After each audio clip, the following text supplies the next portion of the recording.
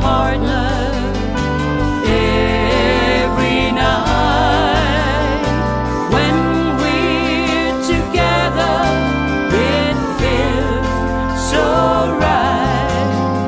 Could I have this dance for the rest of my life?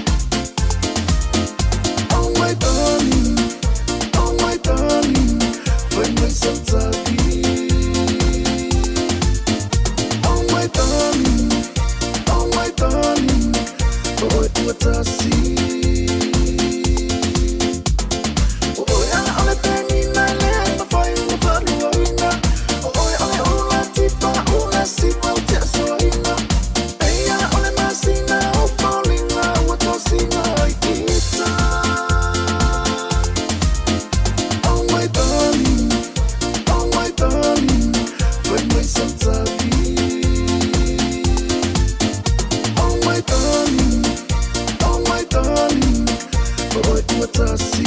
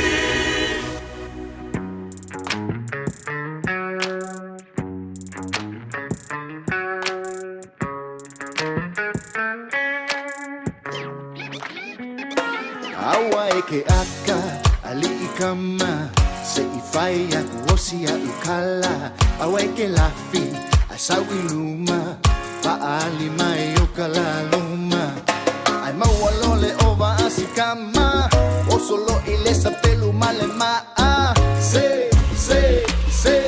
o sai no loco aunque fia poco o anga aleki apolo esa ulava e que falso sola le ai oso ai o ki polo e ai o se sifi ka fa manifi se ua o palo ka la kiki le mea con la le o que fai ai hey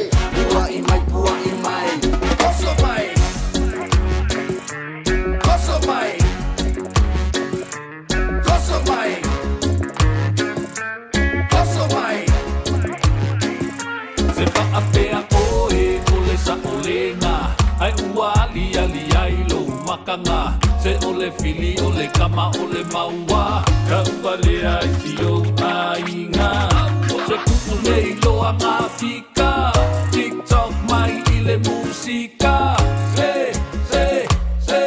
Ono sa iluluto o ke fia poko o anga na aleki a polo e saulava e ka fao so sola le ai o so ai o pipolo e oe o se sifi ka whamangifi se ua o walu kau ka lai kiki le mea kumula le o ke whai a kuai hey pua i mai Koso mai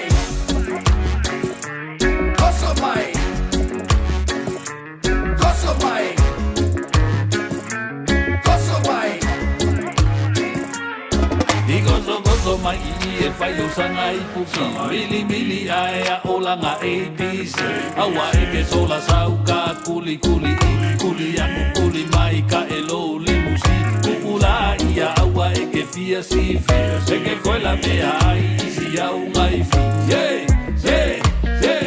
Ono sa iluluto o ke fia poko o anga na aleki a polo e saulava e ka whao so sola le ai o so ai o pipolo e oe o se sifi ka whamangifi se ua o walu kau ka lai kiki le mea kumula le o ke whai a kuai hey pua i mai Ono sa iluluto o ke fia poko o anga na aleki a polo e saulava e ka whao so sola le ai o so ai o pipolo e oe o se sifi ka whamangifi se ua o walu kau ka lai kiki le mea kumula le o ke whai a kuai hey pua i mai Koso mai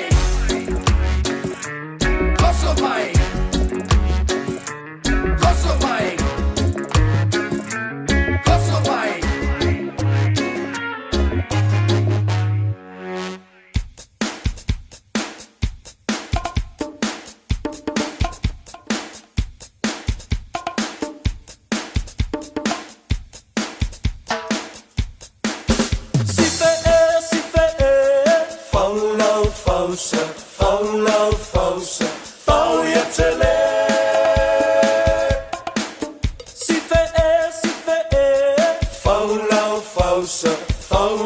fausa, pau ya tele. Ta si fe fausa, pau ya tele.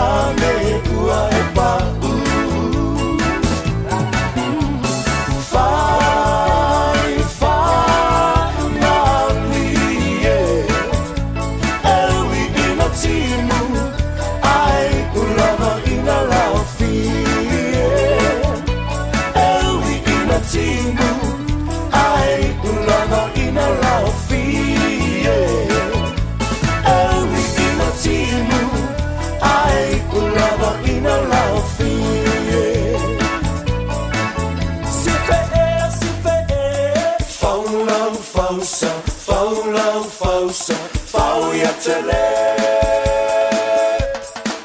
Sife e, fau lau fausa, fau ia tele. Te sife e, fau lau fausa, fau ia tele. Nai whawhiwhianga su whiwhloi mō tātou i le nei whuivanga le whiawhi ia ma le tautua le radio sa moa se fulu lima i watolu amo ma le tātou pon kalame le nei whuivanga le whiawhi na walua se fulu ma le fitu minute le tutoi o na tā leo le tu le fitu ia ma le tātou pon kalame whanga solo i le amatanga o le nei fui vai aso pe o na tātou au lia mai i le alofa malanga le lei o le tātou tampa au sili i le langi te ina mai fui lo tu sui fua le ngata fui lo se mātu wola ia wala ma fui le wha wino o tātou por klame ia meisi o le tātou tautua pe o na yeile nei a fiafi o whalofa ma whawhira i atu le tautua le radio Samoa sfuli mai vatolu a moi le nei a fiafi vi ia le lofa malanga le lei o le tātou tampa au sili le langi mfoina te ina mai lo tu sui fua maruia le ngata foi lo se manto wona awata to por klame fanga solo ya manatu nasa e pisi fufuanga pe ona yele fai ngora vaiaso ya inicio por klame fanga solo pe ona e pisi ai ya mai se na le tawalunga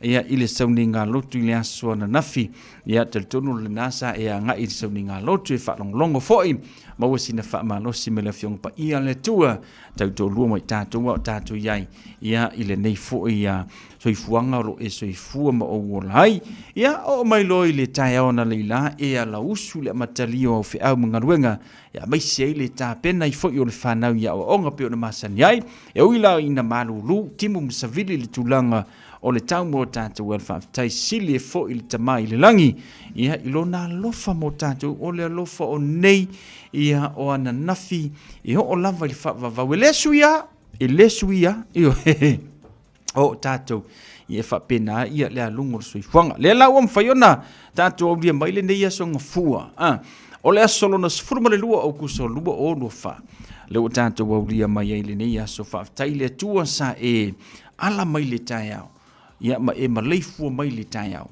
o lo mawalo malos ia pete iane ia inisio na ia tatou tau ainga ia pe ona a fe ile malanga maliu maleoti ia ile neva i teimi o vala ia tātou mafutanga ia fa maisi atu le ngango le tua ia te utau ia tu sei fo i male vala aua le tua ia o fa penana to si e nisi o tātou ainga o matua wo mai masani a toi male whanau ia ona o le tulanga pe ona iai ia le soifuanga nei be fo le nei avanoa ia fa pena fo ona ufitia fo i so matua ainga fa nonoanga ia ona onisi fo i o tulanga i tau maliu maleoti o whapinana wala awina i fo i se tasio anko ia i le tātou tenu o Samoa ia pe ona iai wha maisi atu le ngango le tua ia i so anti fo i male whanau pe ona iai tina ia oli ia male whanau le tenu i Samoa ia i le angare leo le tua mo o tau tātou lotu tele ia o le soifuanga lava i whapena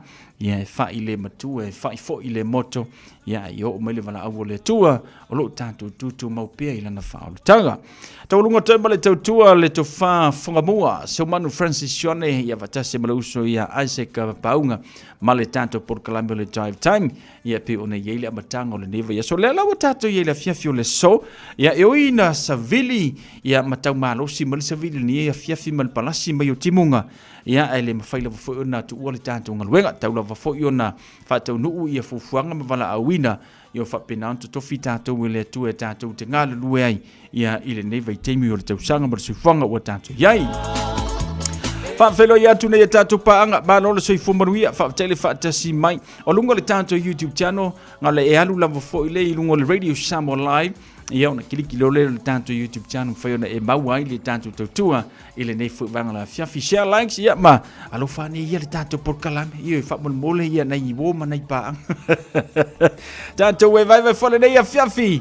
Ia o le asonga fua luas full tono minuto na tāle o le itula, ia e fitu.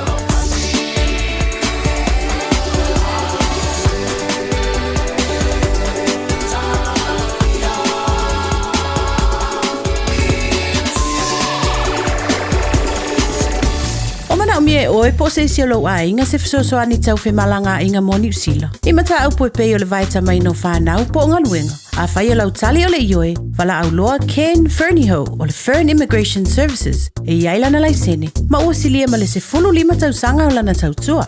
E toa tele tangata o fesoasoani iai Ken, i mata upu tau whemalanga inga. E au fia ai mata upu na o atu le tribunal, ma apili le minister. Tanga iane le mata o Facebook, ma le upenga te whailangi I moli mau. Mo nisi whamtalanga, wala au mai le Fern Immigration Services, ma tala noa ia Luisa, I le oiva, lua ono lua, tolu lua lima tolu. Lua ono lua, tolu lua lima tolu. Po le o lua tasi, tasi lima tasi, o lima.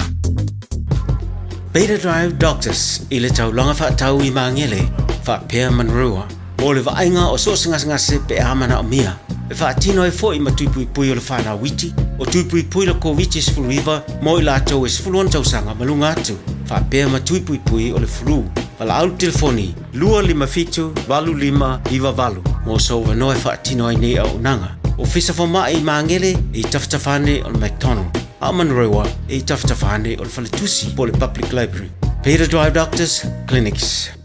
Talofa Samoa, o Atishna Ryan, o le Licensed Immigration Advisor mo le Auckland South Immigration Consultants. E visosoani mo so se tu ai ngā visa e malanga mai New Zealand po Australia. Telefoni mai nei loa I le o valu o tasi o no valu wha fitulua. Po le olua tasi o no valu fitulua tolu o.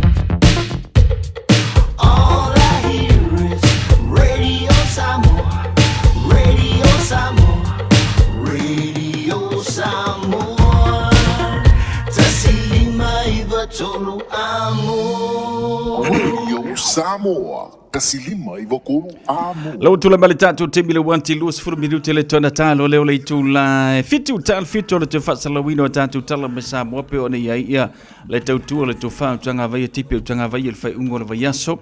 Ia pela ona whaafonga mai ai la matango ni vaiaso le whapoponga ia o tatu tala pe ona iai ia le tautua. No winga na tan fitu on whaafonga mai lene ia tatu tala na mali tatu tunu o Samoa ia pe ona iai le tatu porklame ile nei fo ia fiafi manatu nasa e fia ile fai ungola vaiaso e ui na malolo le upeleki I whainga Argentina ioi o ka alonga e whapenga o le si kaimiwa malo iskama ia e whaia inga iskama ia whai fo ia le Springboks ia Australia ia lea onga ausa Alea onga Australia fai ungola vaiaso ia tulanga nao ta alonga ioi e whapena e maa o maila io o isi moa vivingi rumo whale o isi ainga ioi sawa Argentina o le pea ia kako luma whale o le upeleki ioi ia luangia ia fo ia Springboks ia o Australia fai ia fo ia ngai o luma whale o Australia ala pula ia le aka ke pula ku ia ia oila tele loana ia te oi pole hansa utapo inga masau mata ai ole mea wo mautawina mo ova kele ka mai ki kusaida ile opeleki ia mantu fole ta toulanga ole lile fia onga ole kusaida ia o tato lo uma foi crusader ile leisanga performance ia I pe o nei le supa la kapile nga umakungi ile tenga le lua e malo ile tamisanga atoa fika mai lai o le temilina ai te tilo lai le awolo peleki le temilina to telo tamaiti kusaida la ta alo ia o tangata ia ma au ia sa makwai on form mai le ile la kapi super rugby le nga matunei ile o pikia nga le vaku e fa manga ia ngofo mangu mela lo peleki ia mayang kamala kusaida me e ka alo wa neila sa oilo le sila ole tala wa tato maua manu malo Josef ia fa penga se ka ko amio ka lu si ia va ve se ke mi ko ya lu ese kamanga ave de le ka ko fa ya o ngale o peleki ave ko va ai fa le lil fo mai po mai so 20 minuti o Natale le tula fitu fa fia le maunga fao ia mount fao pen na to fa fianga fa un neva yaso ma lo lava le un sa imano fo fa fia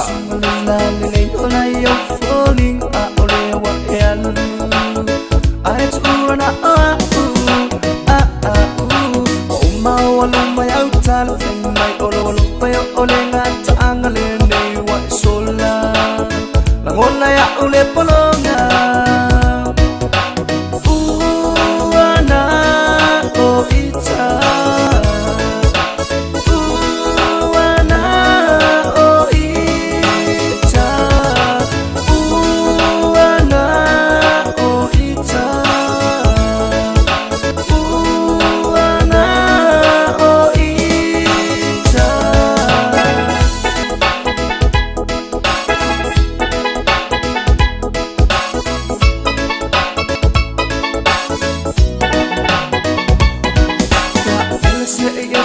umaya wa wea po olo ai ngole tamu ai ta up safai ai ule o elau pilipina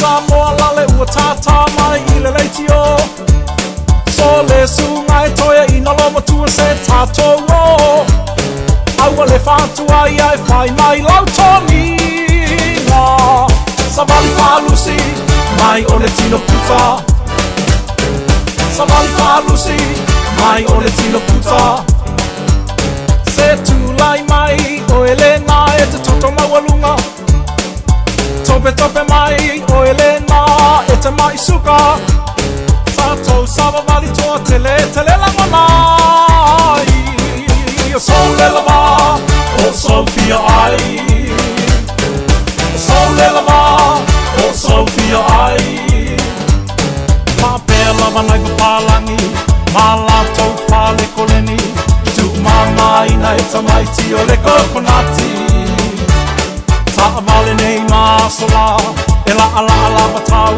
ta Ai o le popo mamo mai le tua mata Se tūlai mai o elena e te toto maualunga Tope tope mai o elena e te mai suka Tātou sawa wali toa tele tele langa mai O sau lela wā o Sophia ai O lela wā o Sophia ai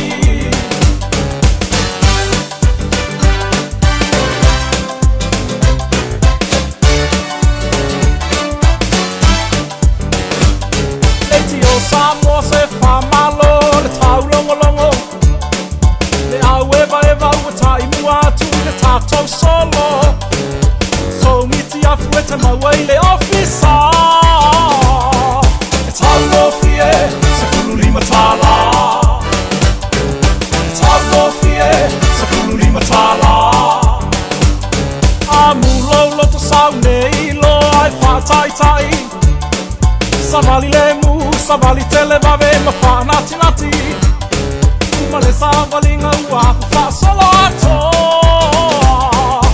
Ai sau moli, ai leo se vai moa Ai sau moli, ai leo se vai moa Ma pēr lava nai papalangi Ma lātou whale koleni Tu mamai nai tamaiti o le kokonati Ta avale nei masola E la ala ala watau ta Ai o le popo mamo mai le tua mata A mulo loto sau nei lo ai whātai tai Savali le mu, savali tele vave ma whanati nati Uma le savali ngā uafu whasolo ato Ai sau moli, ai leo se vai moa Ai sau moli, ai leo se vai moa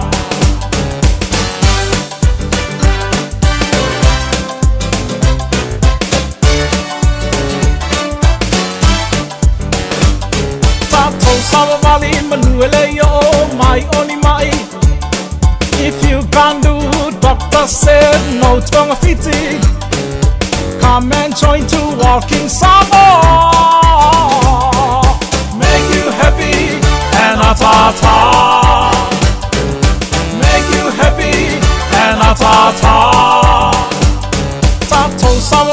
manuele yo mai oni mai.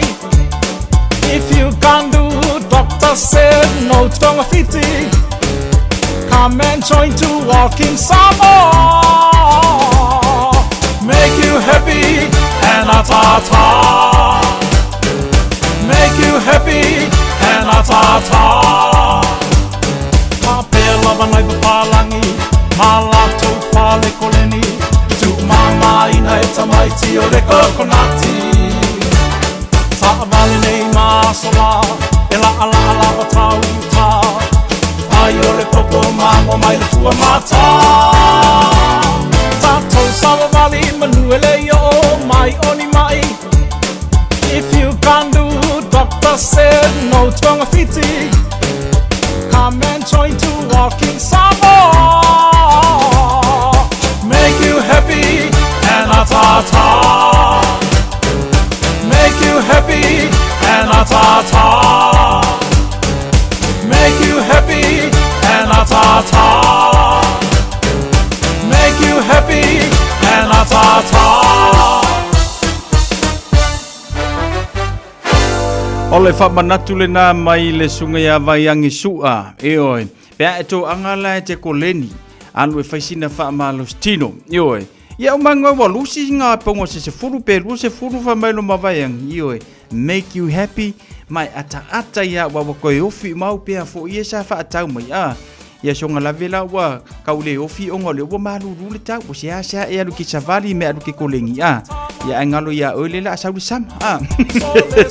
Ta taulan tata wo faisina famas to salava pe marulu faiana faisina tata famas tino ia ina ia nga solo le lemu selo tata tino ia mamau e per manosi fa awa we fe am ngalwenga le tata tino fa talo fa le tata por kala mele ia fia file tata tino le mafuta mai mano so ifu manuia lungo le tata YouTube channel mafuta mai Amelia fa moana kisa so le 5 of tel fa tasimai losi vale lui yeng le mafuta mai ta lofa ma losi fo manuia losi vale pa tele fa tasi mai le nei fu vanga le afiafi alofa tu mo o mata faunga pe one yai ya ma pe le saunga le mu saura banga so fo manuia le ngata fo le fa ta lofa tu ya miu mosa le mafuta mai si tolo milo so fo manuia le mafuta mai le nei fo ya afiafi mali tantu tua kisa so le fai so fo manuia kisa le mafuta mai no show ya ukilani la ngata fo le tina nga wang so fo manuia tina fa mamana sa manuia fa ungol neva ya so fi au bengalwenga matala silio tale atinga nga so fo manuia Amelia Mikaele fa tele fa simai joneta asiata ya le ngata fo le Luisa fo mono ayuma lo le nga lue Fafta ya mosa ilunga le tanto YouTube channel le ngata fo le ya Rita Tongia Taba ma lo so fo manuia lo si vale lui la hawa ia la hawa ila failanga veki solo sembanga ia sol ia alofa atu lo si vale fafta ile fata si mai manuia uta faunga ia pe one yele ne ia fiafi Quindi Savelio se fo manuia fafta ile fata si mai le ngata fo ile fata lo fatu mo miu mosa ma lo se fo manuia miu fafta ile eva mai le tanto por kala me le tanto tutua ia pe one yele tanto por kala me ne fo ia fiafio lona aso ngafua tupai matuna fautu ali fata lo fatu fafta ile fata si mai aso ngafua io fai mali ona fiafi lisa pe nani ma lo se fo manuia lisa lo fatu fafta ile fata si mai ia mai lanto o malama pe ma le tanto por kala me tutua ale radio Samoa se furulima iva talo amo male tanto por kalame musika mole manava ngaluenga mai se lanto lo fianga ngaluenga le nia fiafi fa tano fatu leva man fa lo 20 minuto na ta le fitu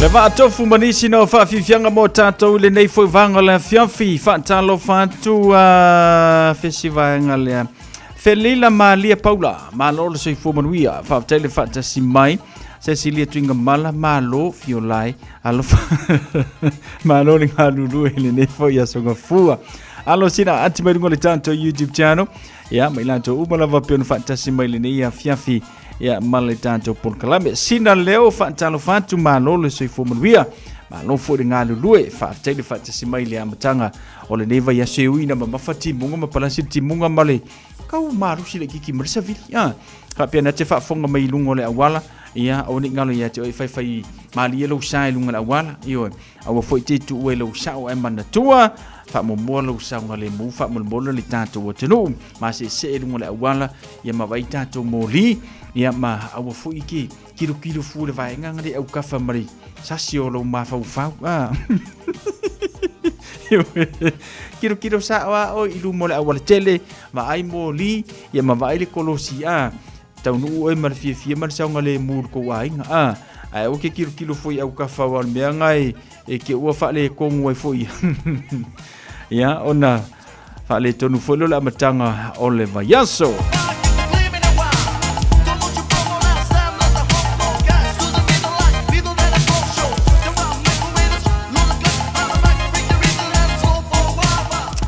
ya leo tula malitatu temi le wati le nefo ya fiafi ya watanto no le tula fitu temi masande o fa salawina watanto tala mai Samoa ya wale fa fonga mai le tanto tenu usmai fa fonga ya ile te fa salawina tanto tala pe masande le tula to fa tunga vai tipi o tunga vai ya ia so titansi Ua na o le Radio Samoa se furulima iwa toru amo e tautuaina o e ilangungana fitu aso le vai aso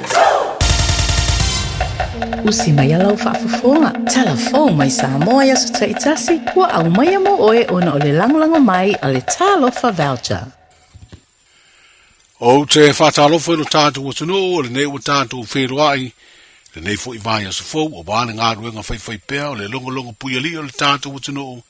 Ia usi mai alau whaafonga. O le wailu manei o le kāpeneta se whautuanga le komiti whaafoe o le poloketi tasi le miliona tala. Mo se to iro ino ai ingo vai ngā tupe o lea fuafuanga tau lea tina o le tātu kutano. O se whailo inga mele tamai ta imin star mta ngā ruenga o tina ma tamai tai, a tina o fio anga maanga whaso tai, lea olo i ailewa ai o lea polo kete le malo na whesiringi ai, i le taotonga o i aile te usanga mua o le polo kete, pe ono to e maua i tu malo te tasi, le valu se lau afe tā la o le miliona tā la mua, ona sana o le lua se lau wafe tā la na wha amatu atu, i fono wha vai i tu malo palota e limas futasi. Whalia minsta le fionga muripola ana rosa ale mori o, e le mawhai ona tera noa mai le teimi nei, le tūlanga i le whautuanga, wa tu ina atu nei mō se i roilonga, a wā se whina ngalo le kāpeneta. Ai le whaunga ina i tu malo a la tu ta i miliona leo wa whaunga solo fuafuanga o le miliona tā lalo na lua, wa whaino le tamai ta i minsta, e te lese le sona al komiti whaafoe, mai le whaonga ina o le miliona mua. E mafua lea ona o mana ongo i tu malo i ala tu wati na e ma le wha mua na ave komiti o fono whaavae, i le whaonga ina o vai ngā tupe. O le sona le nā sa maua mai le miliona mua. O na o le sa mai tau wina sali lifa tatau miliona mua. I le wha tau wina o wha asafua o mai ainga uma. E mantuafo, e le o ainga uma mana o mi. Wa o sia ainga sa tala noa tue ai se a me o le fa nga ina i to mo ba ma o le se kanga ka mako ainga o la wa nga i fa fole ia o mawo mai fo ili poti si fo i tu malo mai sinu o to yo ainga nei to fa tau la to bisinisi ai to tono le alfa o to fa fo i mai i tato supply sia ona ia ila i o le manatu ele ai o le tau ai o ati na e community o le ale mana onga mal fa mua anu uta itas o ina tau na lili fa ele ati na awale mfayon tato controlling ai ato sisila foi la le tele tu malo ya na le sisinga mua o le tele o tu malo sa fa alu i lato item ta itas ye le mfayon o le committee fa afoe e siaki uma masai tu uma me nei ai la le me break ai lo le tapu na Afa peo ainga o lo ma ale e te mau ainga. Ona mawhai lola ia ona sui lola ko le tapu le na. Ai o le ta ia la fou ia o lo li lifa ia ti nae community. Ati nae nu. Le lava o matu pa ai fo ila le taimi le nei. Wa tele a iwa supa sene. Wati nae nu malalfanga. Wati nae committee tina. Wati nae talavou. Wati nae o fale committee. O fale taulelea. O fale o le nu. Ia, e te lelo naonga. E pe o ina le wali lifa ia. Ma o le fo ia wa tapu ia va enga le nae tutono le fo ia le tato ta ia le fo. O le fau wina o fale sa. O le fau wina o fale sa. O lo tapu. O lo tapu ia va enga umale na. Le minsta mtanga ruengo tinam tama tai. A tina e o fiuanga maanga fiso tai o lo iedva i o le polo keti tasi le miliona tala. Le fionga mudipola ana Rosa Alemonio. O whaero le te fono le komiti whaafoere le kapi Samoa. Le iei nei o se fuafuanga e whaia se su e ngā tūpe le whaelunga ino le se lauta usanga. O le tālonga le kapi Samoa. E whao ngā ai fiso ta inga te le vavame whao na ponei po le online. O le wha moe, ia sa idi eise se leni e wha tupe eide malanga le manu Samoa i Europa, i le masino November le tausanga nei.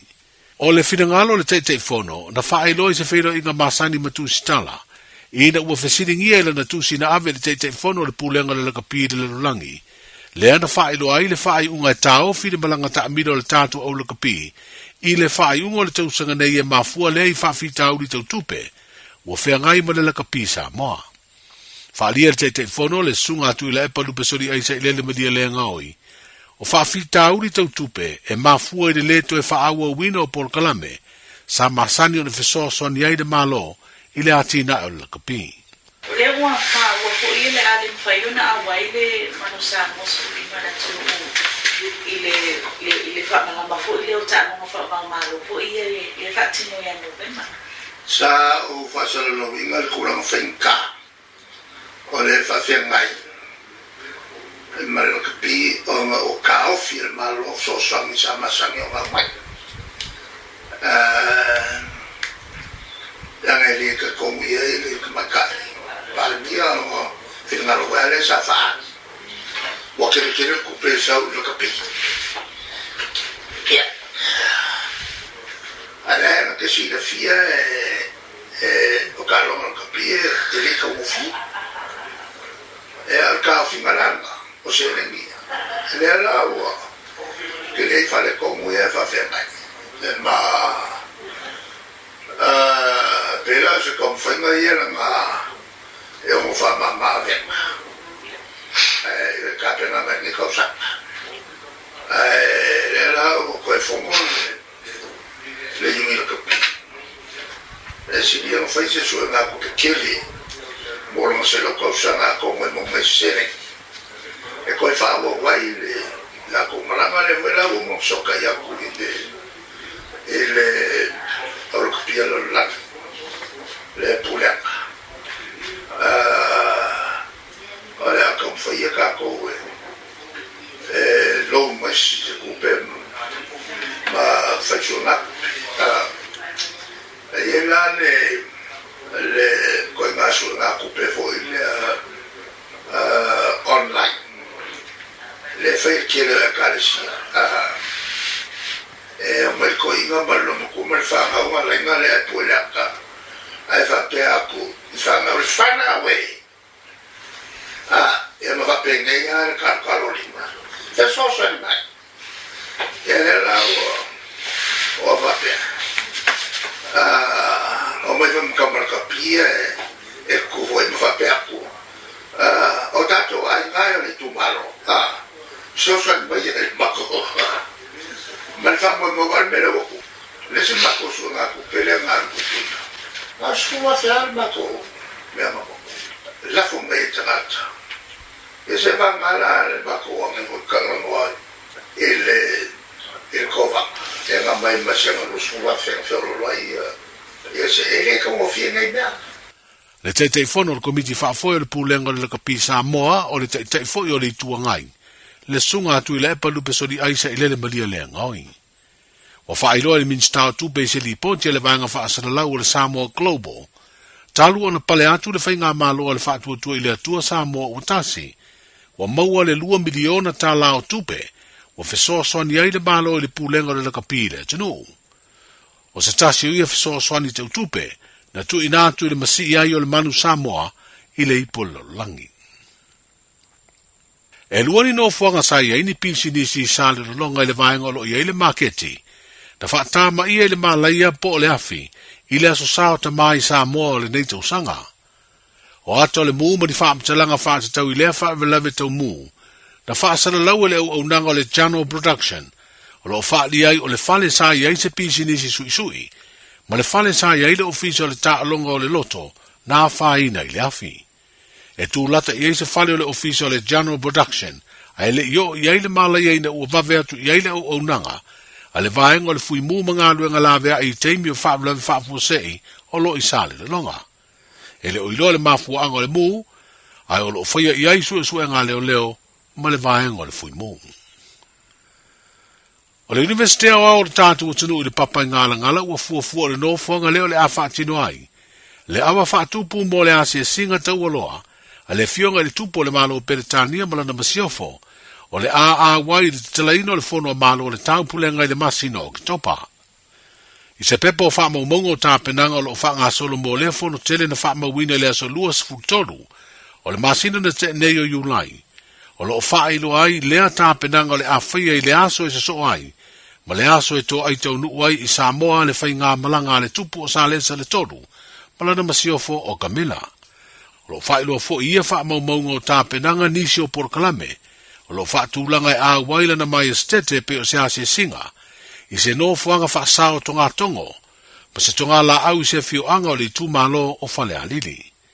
Wa iei fo i tā penanga mo se tali wha alo alo le tupu male masiofo, a wā wha urulunga umo malo o le tau pulenga malato usu ngā whono, ma o le whale māta anga, leo lo mana tu ai pele ali tu stala siko tilani o lo lango mau i le maungo vaya, o lo pati Louis Stevensone, o wha moe moe a vea mano whanga o lea tali wha alo alo le tupu o sa lesa le tolu, malana masiofo. Tala amatai o le nei vaya sa fau, saifo. 24 hours a day, 7 days a week, Radio Samoa streaming live on www.radiosamoa.co.nz. E si lia mala se laufala o loa i Samoa e mawhai ona whaanga ile talofa voucher mo whaatanga alu a inga. Ele atua lava se 5 minute lafu antuai mai New Zealand, Australia, Amerika, mai si antunu. Ai tau nuu i telefoni maolo e whaanga ile talofa voucher e whai e ile whaatau. E mawhai fui ona tungi e tua ile cash power whaapea pili o le vai isa o se taimi. Anga i loa ile www.pacific40.com e lafu ai se talofa voucher mo lo a inga i Samoa. Mo nisi whaamtalanga vala umaile o lua tasi o valu tolu, lua tolu, pole info@pacific40.com. Toi whapoponga nao le whasalawina tātou tala mai Samoa, ia peon whafonga i le tātou tenu le tāia o na li la li tāle walu whatase mar sifuru ma le lua i le wauli. Ia ila wina tu munmuli mo oi peon e yele ni vanga le fiafi o le whalavele na tupu mai e sa le longa mo tele sa la whai sa o matamata i ana nafi. Ia mai lango na le whaano no i whaatama i ai fo i o le fale o sia ainga ia pe o le fai e foi na ia lato pisi nisi e tausi foi na ia ainga misio na me fai ia matulanga pe o na iai o te mana tua i ele teimina o fa manatua i le tatu o tunu ia le waia ino tatu fale i Samoa e mantua te mile nei Samoa wa tele ina mana na ia fale o ainga a le mea e tupu foi lele e tātou te anga i e su e tangata o tātou i lua waia le fale, i lua fai mōli. A ieila le ese ngō mea. E te awhapete sila fia se tangata i lua fai mōli, ai le ese lai sene. O ronda winga, wha i lua ma wha fai ngō fia mo oe, e le te tau na waia le nā tangata lo fale. O te mire nei, pe ala wa i le tula wholona nei Samoa, a fia waia lo fale te alu sa o ai le official EPC, ia e la valatu le tangata waia lo fale. Pe tau ngata, au lai saunga le mu. O le tūlanga la ma le winga na lo whamatalanga fole. O wal fifia tātou e ave ia tangata fo ie masani na te ilua e whai mai whai mōli. Ia au whai ti tenga la le na. E le whapela o whai atu o le whaalavilave le na tupu mai. E wai ese uma mafua anga e muoi whalo ainga. A le tele au whalo ainga. Ia a le whapea mai mafua mai se pusa aisa po se o le eletise tulanga whapena.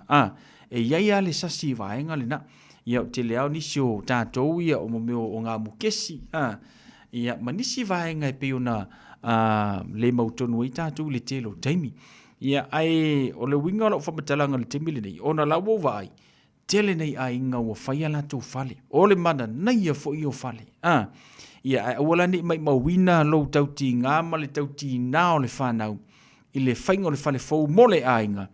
Ai la kuarkanga ka fo lele kami ai ukar ko whale. Whamir kakala masa yango vai e waia ngai alo ngai e whale. Iwe ko wole e wako e waia ina le tau whale. Ia wo ese ala aso nei. Al fautuanga la mo tātou. Mole whaasauina ia o whale matango fie mawhale le leio lo whapena. Ona tau ti ngā tua i le whanau. Misio la inga atoa. Sa o a tātou le IPC. Ia to tongi se tangata. E alo watu e waia le tau whale. Maua saunga le mu. Tangata na la ua iaila i sene. Ia ngā o onga fo i mea kau ere kise. Mioi. Tātou ono sa i eile. Taunga tā. Ia kaunga kā i longa i kaunga kā kile fo. Ia e vao ia mai eile o tātou i. Sko ingara leo o whalai e. Laile leilanga waia. Whai ere kise. Ioi. E se ale i loa waia le whale. E se le leai o se lai sene. Ia, awani tātou whatamala i vaenga na lango o le whauino se whale fau i Samoa ele o se mea taungo fie. E matua taunga tā lava. Ai mai maua atoa le tauti ngāma le tina inga o nei a inga manai whanau. Pe a makango fie le whale, maanga i le whale. Ai la kukanga ka le sele i senga i waia le whale.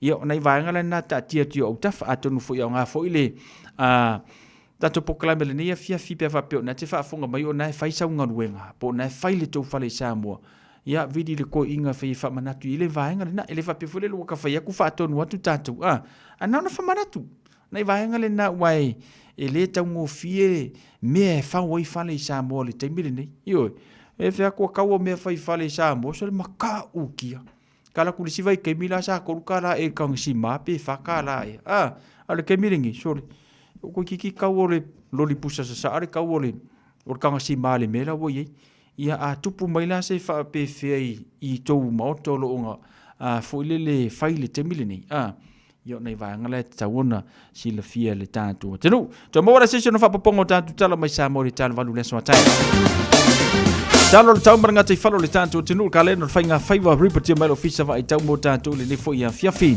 se formal fati kiri le wa ia le malulu mo tanto le so ia fa pena ona ia le talo le tau langi le le talo le tau mo tanto le tau pita ina to uru va vansolo ni timbunga fa tasi manai au po pu na fia le turanga le tau mo tanto le tau sina masele le wuli ana le lapitai ia na palasi bali timbunga mo tanto le fiafi fa tasi manai savili malolosi le malolosi kili ia na fia le talo le tau mo tanto le so o le anso ata fa pena fo se fulu tikiri lona malulu mo tanto ia la matele la fo na palasi ne timbunga la iti mo tanto i so se no fanga fa tasi fo i manai awala fia le talo tamo tanto le anso ata ia fa nga solo atu le anso lulu sfumal fitus furmal le lualo na mawala lope ona iai langi le leini so temi la matele la fo na palasi timbunga ni so vaenga ia manai sa video la fia le talo tamo tanto ile nei fo va yaso sauni sa fanga malanga mo le tanto tinu sa mo la fa mesi vaenga o kasima nai matango fia le talo tamo le tanto tinu sa mo tolus fulu tikri no na vela luas furmal fitu ia lo na mawala lope ona iai ia le tano tau mo le tanto tinu o le ngata i falo le tanto tinu au kilani 10 minute tal valu le tanto su le ngata i fale to mo mali atu 7 minute tele valu le po na nei o le no fanga one hanga tasi le minute tasu mo le tasi su le ngata i fale luas fu mo le 5 minute tasu mo le tasi le po na nei to mo mali atu le ngata i fale mo tanto fanga sono atu manukau hetsa luas mo valu minute tasu fu le tanto su le ngata i fale 7 minute le tu la su mo le tasi le po na nei ia la fa pena no to mo mali atu le ngata i fale male no fanga mori wa pintu le fa mo wina se fulu viva minute tasu fu le tanto su le ngata i fale fu no minute tasu mo le tasi le po na nei la fa pena no to mo mali atu le ngata i fale ia mo le na foi matafanga o le kalena le fainga faiva le so se pa ia le aso tofi le famisi vaenga le langi le lele tulanga ngati fale bole tanto tenu ia pe ona ile tanto por clame fanga solo o le nei foi vanga le fiafi tala na le tau ngati falo le tanto tenu report me ofisa fa itau yo kilani fanga solo ia fufuanga le batanga o le nei foi vai aso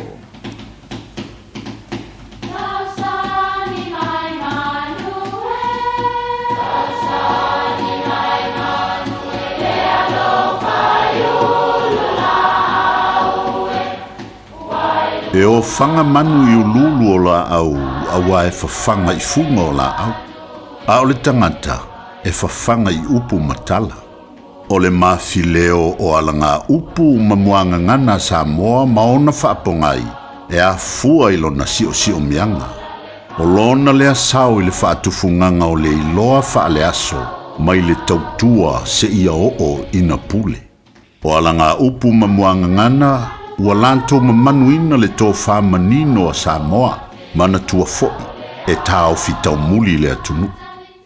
Ua mutia le ala, ua papa le fali. O le fali o le isi le itu ai ngā mutia, po o le vao e tupu mawalunga. E whapena foi ma le mutia o se vao lea e ola I luma o le fale o ainga. Fai mai ua papa I lalo ma avea mamutia on o lou solia soo I lou fio mai whaalvelave.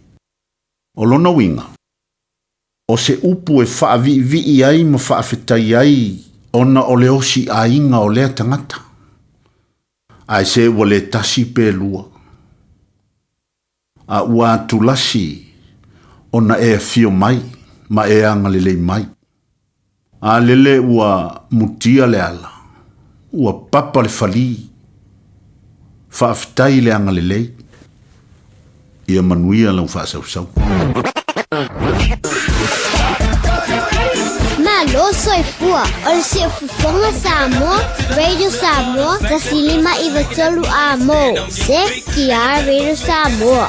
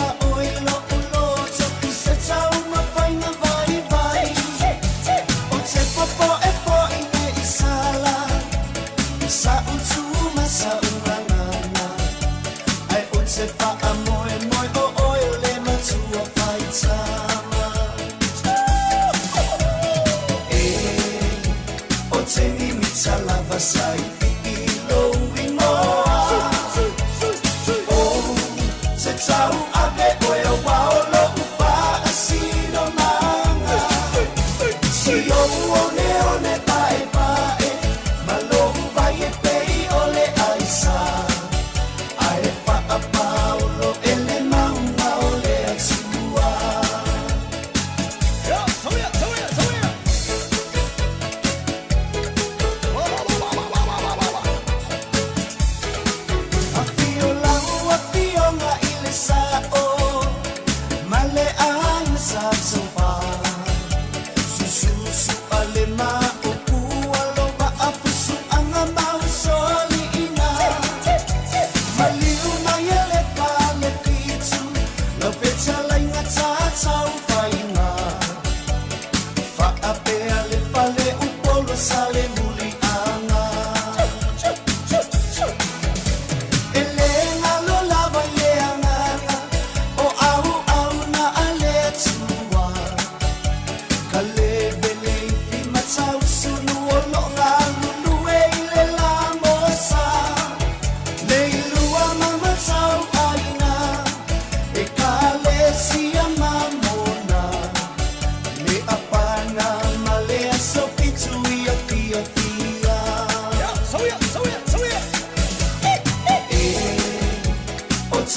mitalava sai ilo ingoa o se tau ave oe waolo upa asino manga si o one one pae pae malohu vai e pei ole aisa ae pa paulo ele maunga ole atua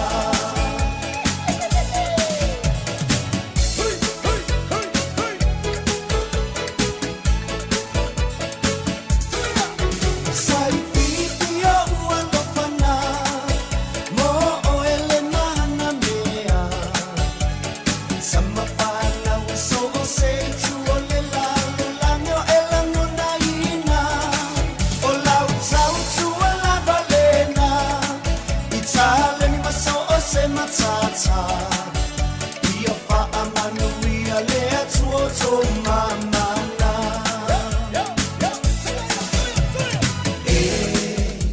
o te mi mitalava sai pipilo imoa o te tau ave oe waolo upa asino manga si o one one pae pae malohu vai e pei ole aisa ae fa a paulo ele maunga ole atua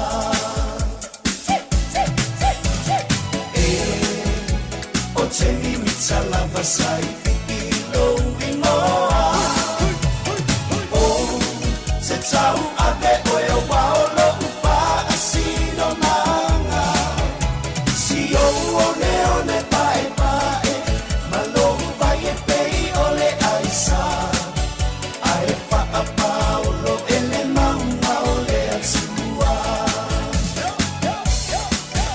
ae fa a paulo ele maunga ole atua Si fonga matongo fina sunga ya sive vanga walesi taurunga tole tautur sunga ya asiava tuipea Antonio Molitata por Calame mau fa sama moni ya po alanga upu pio ne yele ne vanga la fia fifa talo fatua au fanto manico fa tele fata simaile ne vanga la fia fi Molitata por Calame ya fa talo fatu fo Molitata por Calame ya soloi so faneru fa tele fata simaile tatu tutua ya ma muli anga tele penia minda so ifo maruia fa tele fata simai alofa tele mo tau Cecilia tu inga mala ya mala to telo ne tatu pa anga pe oni luas furono minute wo tele tu la fitu mai ala tatu fa fianga le neta tala la laina fa mo ngara sfana mala soifua fianga mo tusia la mona le banga hatia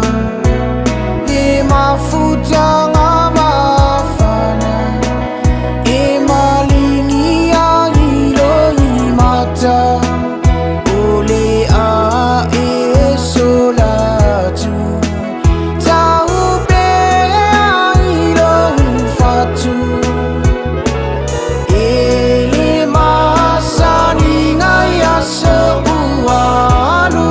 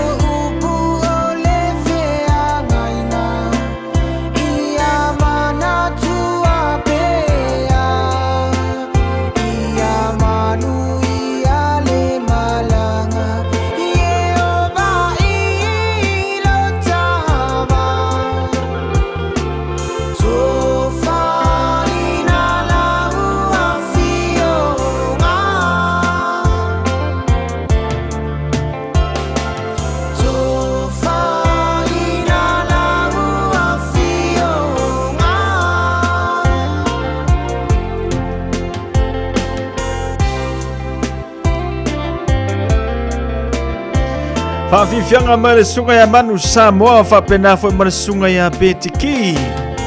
Ya, o whatunga tuai o le tia maa. Pe ona toe kawa mai e manu Samoa whapena fo ma le sunga ya Petiki. Ya, ma le mafutanga mo tusia. Ia onga ua lama i le fiti. Le anga le mengi o le fili le anga vavavi vai. Ioi. O le me whengi o le fili le koe sa valvati. Ele le a mai runga le mea. Pai ala me va ai lunga. Ya, me va ai au kafa, me va ai luma. Ya, ngi ke ua o so fa ia o se fili. O le kelo le fili. Ngai vai ke mi le kelo le fili. Fa popo ko i male fai fili. Oka, makau ki. O ke le alanga le ko e fefe ka ko le fili. Le fefe ka ko le fili al me wo kupu le fefe le fili. Ai makua I kalisa paia ma le whamaongi le whaifiti. So, e makau kia. Ia, alawa tale mau tau whaaftaini whaatasi mai I ka whio lai. Si wa ai le ka le walu anga fu ila ai. Kosolo piko ia afuri kaikui se afi. Quindi Samalia manon se fu manui Amelia Mikaele. Ngata fara sa isa yan tana leota. Vatana fatu tana faftele fatasi mai. Ya malita anto por kala bepe o yele ni vai ngala fiafi. Ya male tau tua radio Samos Flima Ivatolu amo. Fatana fatu. Ya nuwa usala ropati. Felila Malia Paula. Nicola ulu faftele fatasi mai kisa so le fai malito. Telo tato pa anga. Peo nele tato por kala melenia fiafi. Wa afar fitu tolu fitu ta Slima Ivatolu le tato leina.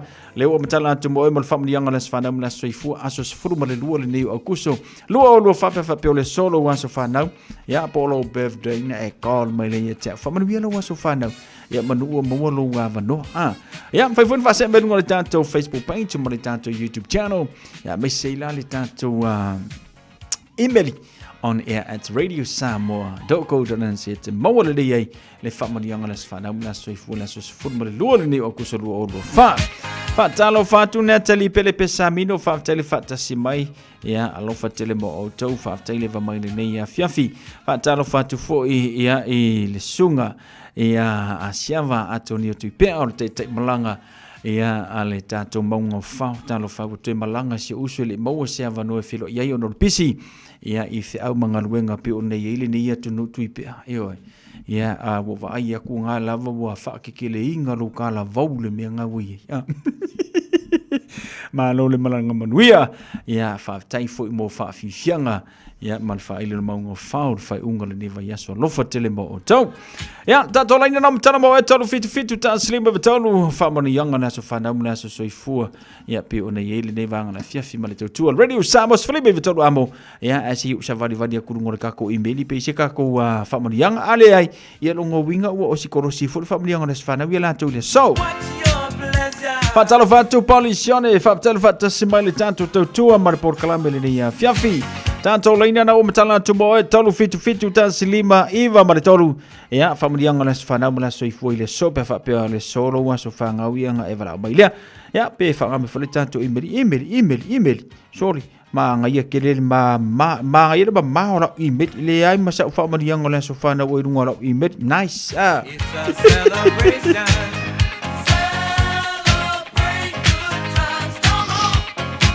Let's celebrate.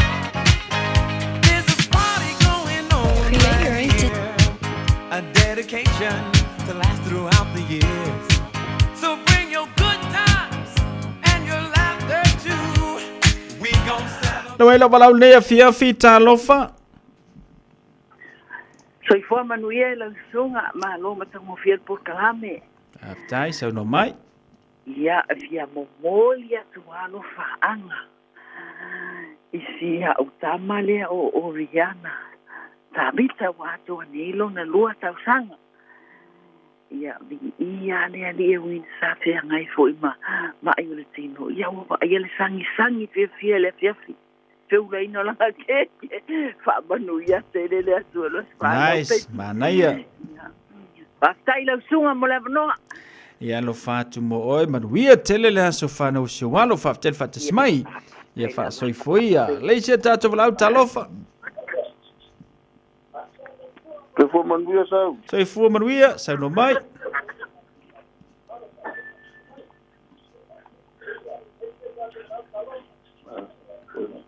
Talofa sa no mai no mau no. Talofa, tau. Ia. Paro te fo manuia rau sunga. Sa no mai. Ia, o.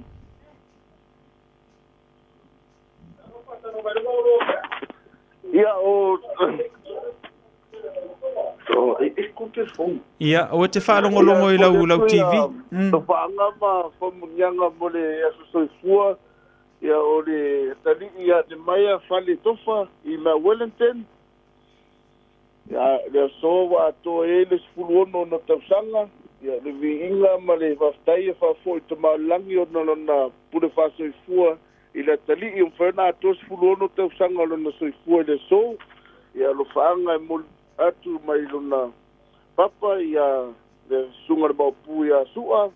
Fale tofa va pe vo sunga le kopo ia pese pa saulo tofa me se o sono tina ia tuli mo to fine ia emi ata foi leo tau ainga uma I ma Wellington ia ma so se tafa o kilang ia me se foi o Samoa ma I sila atoa ia lo fanga ma ia ia nga le tuma lang ia va poponi se tele lo so fua ia ma futa ma fia me se foi to anga lotu ma le aonga aftai lava mo le vanoa.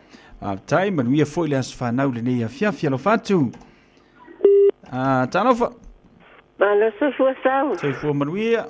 Ea, oa mai o ko. Manuia whaftai. Ia, aftai mo le vanoa. Ea. O lo whaanga mo le tasi o le whanau. Ia o lala whangal ni to mai tau sa le aru sa vai. Fusi sa fata. Ia. O sawi sa vai. Ia, mai nei I Green Bay. A Tara te mau tāwita. Ia, a Tara ni wato I ele sufitu o tau sanga. Aftai le atua wai mawani tau sanga I tele o le talo. Ia, toi whapopo ele atua nisi. Asti te tele te soifua ai mai o lai. Ia foi tau singa o matua ia he. Ana le se no tau singa ma perpele o ele alihia. Ele mauni tau sanga. Ia matau I le tuol am tanga na poto. Ai olo faanga mai. Iso lo tama mai. El pone ia fai mata mai fatua. Mai whanau. Ko se te foi mai. Le alupo mai fatua mai whanau ia.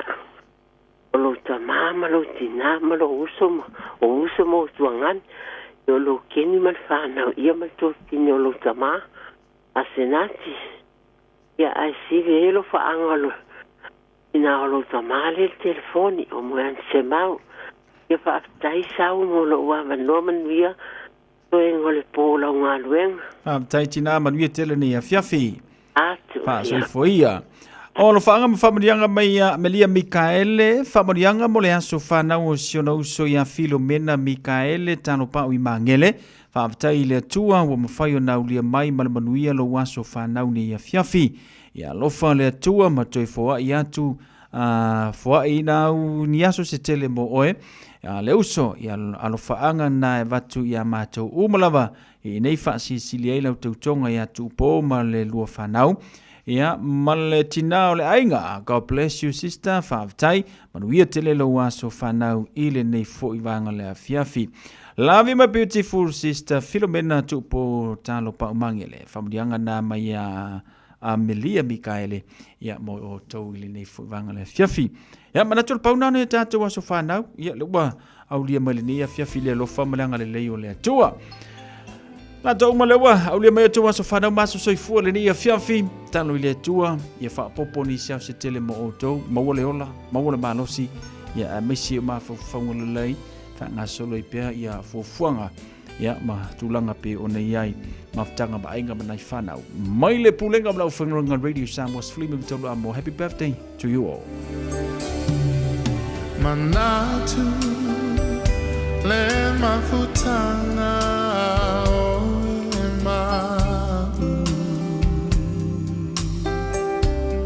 o e mana tua maita o tu mawita I lo fatu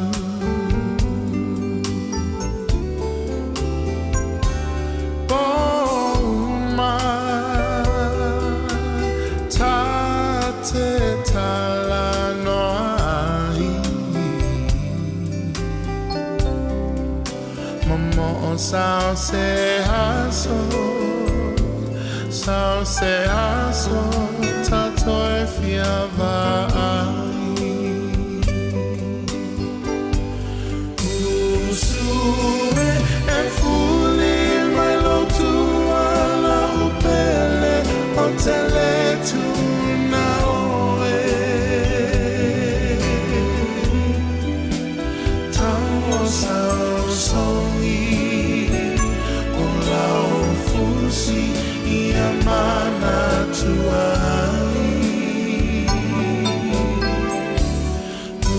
Usue e fuli mai lo tua le polonga tale lava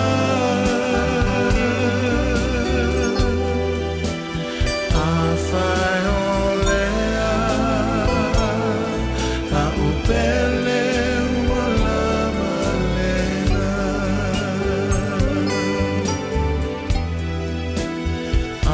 Fai olea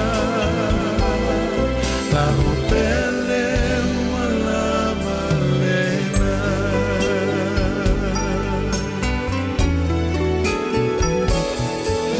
Le fa no ua foli mai Oh Yahweh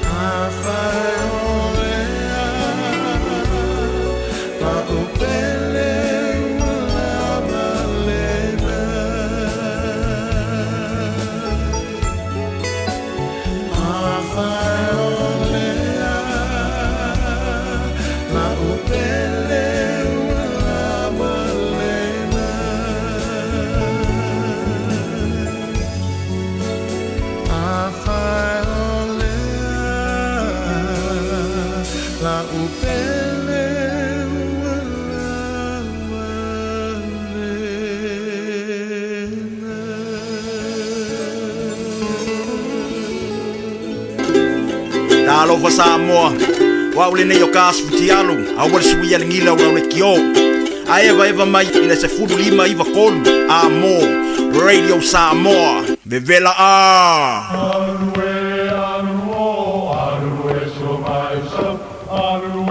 O Samoa o le atunu ua mai au na tofi o le la au ua mai o ngā tātulanga e le to e tau au whangaina o le vai fo i ua malili ua mai o na saiki a o lau polo kalame o le vau filifili ua na o se toi wha manatu ua na o se toi whangu ia ua nganuu Samoa mau upu ta oto mau upu tu e ala lea i ala ngā upu ma muanga ngana ma le vau ngana a wane i emisia le tātou polo kalame Iafi o aso lua taitasi le itu la e valu I lunga o le Radio Samoa.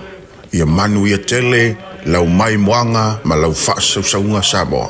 Talofa Samoa, o Ateshna Ryan, o le Licensed Immigration Advisor mo le Auckland South Immigration Consultants. E visosoani mo so se tu ai ngā visa e malanga mai e New Zealand po Australia. Telefoni mai nei loa I le o valu o tasi o no valu wha fitulua. Po le olua tasi o no valu fitulua tolu o.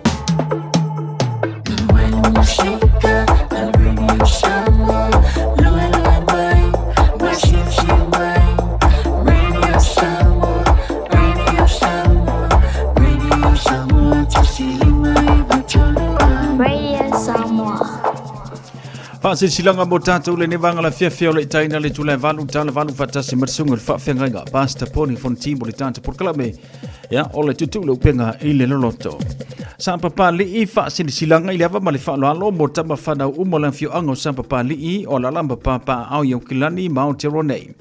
Le pa ia lava lea awa le susu o le tapa au whaasisina le susunga le mali atoa na whaalongo I Samoa. O le pa ia lava lea awa usoli susu to a o le susunga I le mali atoa na whaalongo I Samoa. O le pa ia lava lea awa usoli susu to a o le sao na lua. Le mamalu ingoa matua awa mango na liwa si ufanua ma upu ya te oe sa papalii. E fia whamana tuantu la tantu sauninga loto le tanya o fau e whaia I le aso toa nai, lua suma le whao au kuso I le maru le kale sia manukau PIPC, I le malai o fatu ngā titi valu sifuru raidi rau I papa toitoi, I le taun suma le tansi le tanya au. Whamana tuantu la tantu taulanga e peo na masani ai. Whamal mole he taua au mai le plaita ale ainga, mo sa tantu whamal stino pe amai ale sauninga.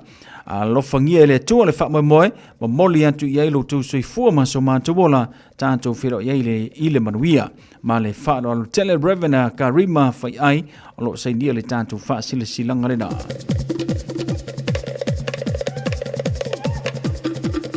Mafutanga sale au mua, o le a e wa tapu le tapu toa lii, e whanua le ingafo le tautai lii, e se I o usufina, le tofa na fau I le ano fale, ua mafu ai o na maalo le I uofe a le tautai o le vasa. Ai o te mua I whaatolo watu Samoa I o mamalu ma pa ia wha le tala lei, pa ia wha le malo, pa ia wha le atunuu. O mamalu ma pa ia mai lava I le taisa masama le tuimanua, se ia pa ia fili ma pu le tuu na tau I lo ai malo. Ai mangalo ia se mātou leo whatau waa, e whai mato wha momoli o le mafutanga sale au mua I au kilani ni usila.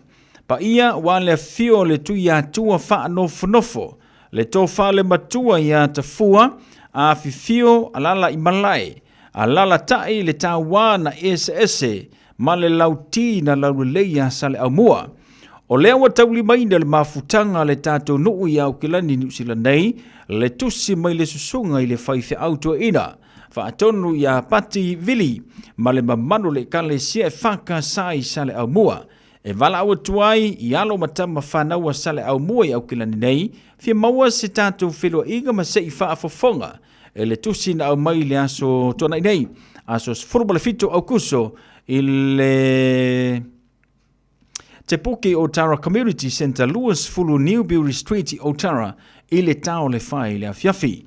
Le atuanga le lei, a watu yeilo o tau soifua manoloina, ma le langi mama, mo nisi wha matalanga wha so tai le telefoni o le teifono, o lua tasi, o walu wha, lua o ono walu wha, o lua tasi, o walu wha, lua o ono walu wha po le o lua o, wha tasi tolu, tasi fitu tasi, o lua o, wha tasi tolu, tasi fitu tasi, whaafetai se nia ele laulaua whono, ma le mafutanga sale au mua, le tātou whaasile silanga le nā. Tue wala au atu le tātou telefonilia, o le olua tasi, o waru wha, lua o ono waru wha, po le olua o, wha tasi tolu, tasi fitu tasi. Ile ava ma le whalo alo. Whale manono reunion, mo suli ma ainga uma e whaasino i a sapati, ia mawhaiane reunion e lua o lua lima Aperila, reunion New Zealand, whaleu manono. Whaamanatu atu le tātou whaamoe moe mo le 5 tausanga talu o na whaavai le tātou lotu i Aperila i New Zealand. E whaia le aso tuana inei aso sumarfitu au kuso, i le afole iwa i le tai au. Whaia le East Tamaki Community Hall, lua whawha East Tamaki Rawi East Tamaki Lava.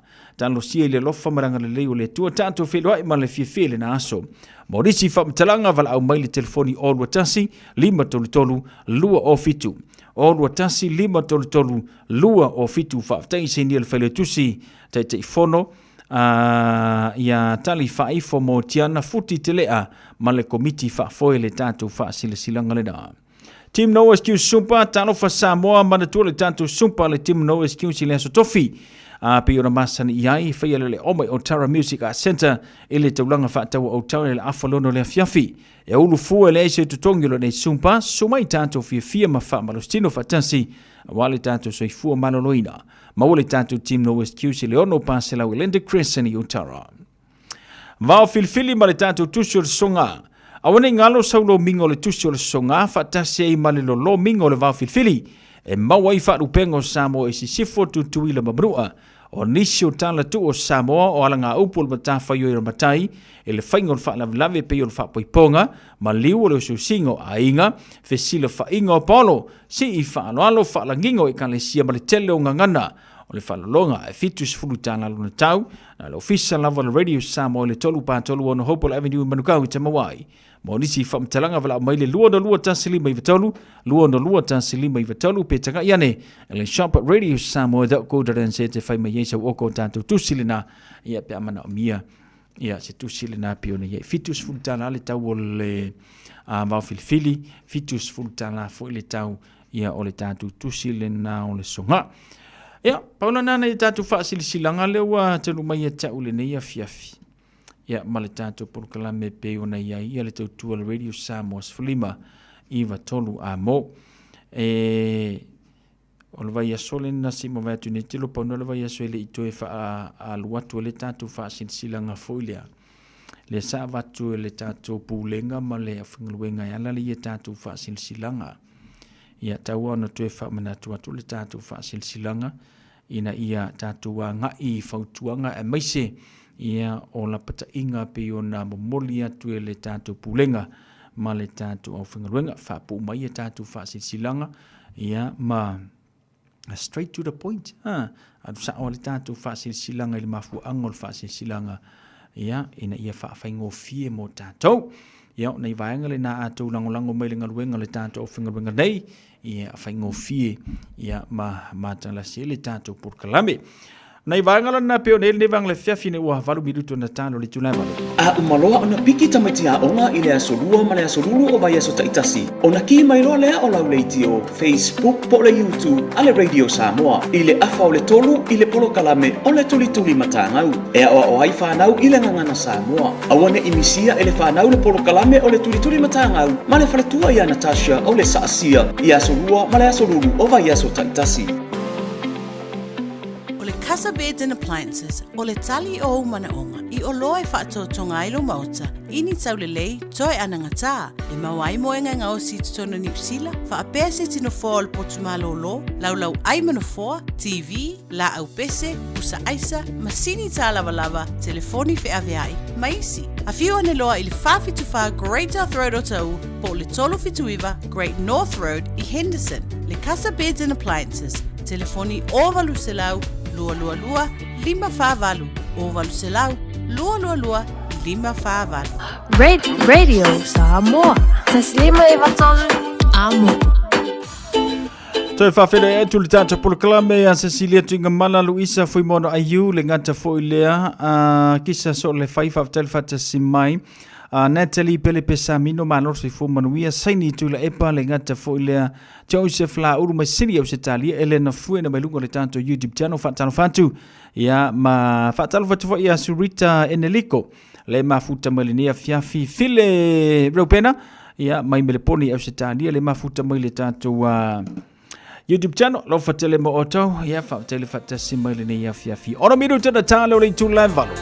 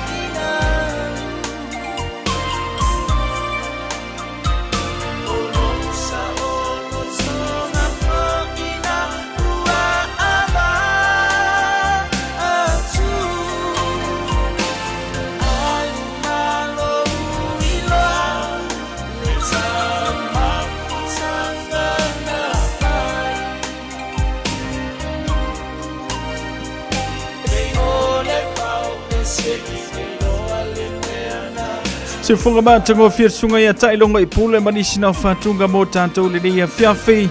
Fatalo fatu ya start simale ya Henderson Valley. Teve tapu soa faftele fata simai. Lengata foile silina sem fatalo fatu. Teve tapu soa balvanga ngaluafi ile upepe faftele fata simai. Ya ile tatu por kalame male tutua le radio Samoa Sfulime vitolo amo. Ya male tatu tutua pe ona yai. La nei foi a fiafi watata no le tula valu o si mai el fa fongas fa popongo le tata por clame me sunga le fa fenga inga pasta poni fonti o le tutule upenga ile loloto.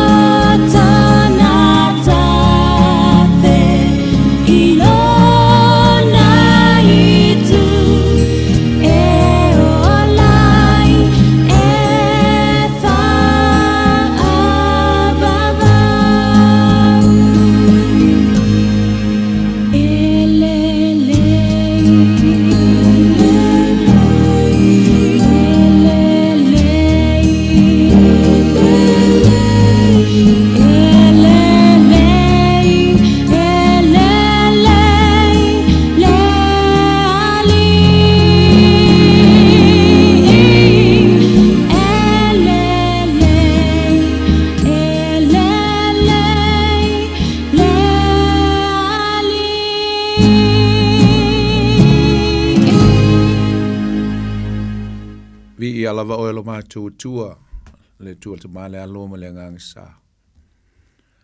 Le tua o le ami tonu, le tua o le lofa muti vale. Mātou te vi ia lau fio ona o le nei fo yaso mātangu fio mātou bawina, whakopo yaso na mātou wola. Mātou te whafte iatu o le tua, me umalava na e whaia, lau fōwhanga na e, ngau sia mwhaia e o ngā mōle tangata le fo ina mātou whanga ina le tele o au whaamianga le yaso. Haftai o le tua o le mtei sau, na e whaia me umalava e o lava le tangata. Ia linga te foi lea le tua wa whapenao na e whaia masaunia le langi ma le manuia o le ola e whavau pe lava o lawa fionga pa ia oe o le tufunga o le matei sau o le aai o le nuu pa ia o le nuu e le whaia e lima o le tangata a o e lava na e ngau sia i lo lava matautia ma lo sisi le ese le nuu lea wa mātou oli ma fia ia wa o lo mātou ngā lulue ma whaia le ola nei a o mātou loa. I ele wha moe o le tangata ola. Mātou te mawaina le wha moe pe a whai mātou te ustai i lau upu. mo mātou ola e tusa o le mātou tau tinonga ia Keriso Iesu o i o mātou olanga. Te tai e toilo mātou ola i lea manuia ma leo lai whaaftai ono le whaolitanga e ala ia Iesu. Mātou mauai le saulotonga mauai le fia mo le wha moe moe le oli i ola fina o ele tangata le soifuanga whaalenganga. Au i elo na mautinoa. I ele wha moe wai sauni. Evi ia lau suafa ta maa. Te le na walo le leima lo wha maoni a wa o mātou fia. O mātou o lia mai nei taimi. Ia le lau tau singa ma lau te inga. Lau pule wha le atua. Lau nganga pa ia na leo ma tau si ma te tai. Ma wha sino ala le nei aso mwhai e o na mātou maua. Le nei taimi mātango fi. Whai ai fola mātou pol kalame. Pero masani ai. Vi ia o ele atua le tama. Le alo ma le nganga pa ia. Al ni fu fiafi le tua mātou o mai ia te oe. Mātou te fia manuia i lau upu. O e lava te whetalai a wa o lau upu o lau lava fionga e ola i mātou. Mātou wala watu le tua. Mafutai nei mātou lo nganga nei po. Ele a mātou tala ma susuina lau upu ma folfola ma watu. Tu fatu iau tangata lo mātou mafuta nei po. Te talo ma wala watu tamai. Fau umai me umalava le a mātou whaia. Te leo vaenga o lau upu e leo i elo mātou poto ma le iloa o tangata. Ai soso ni mai. Fa malama mai ma. Whailawa lea ma whamnianga le a mātou fia ma. Sapi ele nei fiafi. Mātou te wala au i whau ulu mātou whalongo. Whamnuia iau tangata le lātou whalongolongo le nei po. Whau mai le au auna e. Whaingaluenga mō lau whingalo le nei po. A uma fo i lau ngaluenga le nei fiafi. Ia mai lawa le whatau wa ia i mātou. Ia fo i atu lawa le vi inga o le whamanu o le whanitanga o le mamalu o le CCDS. Ia te oe le vi inga. E whavavau. E whavavau ono Yesu mātou talo tuai. Amen. E whatalo whatu fo i nei fiafi lau whasausonga sa moa ele. Nei fo i pō tātou mō fo nei mawhitanga mātangu whiu. Tai mai fo i ele tua lo tōsu i fua mlo mātou ola. Tātou toe whelo i fo i ma whitapa i lungo. Ia o le ngata o pēu ngalungalo le ea. Ia a o sota inga fo i yala ata ma. A wala o tātou maua manuia le nei vai taimi. Whatalo whatu sa moa i lau. Whasausonga le nei fo i pō. Le suafo Yesu le tātou li whapelpele. E whatalo whatu i fo me le ngang whaloalo. Tātou Paul Clam masani neo tu lau penga i le loto. Lau tō auna poni funti. E ala tātou mafuta fo i tuso le fionga le tua. Whatalo whatu i tupu mai e o si o tātou tunu. Ta mama tina mātutua. E ngata fo i lea ia o le lolo sa moa i ona tūlanga whalupe. A mata mai lawa fo i maungatele se ia pa ia. Maunga iti le fiafi fia lava e.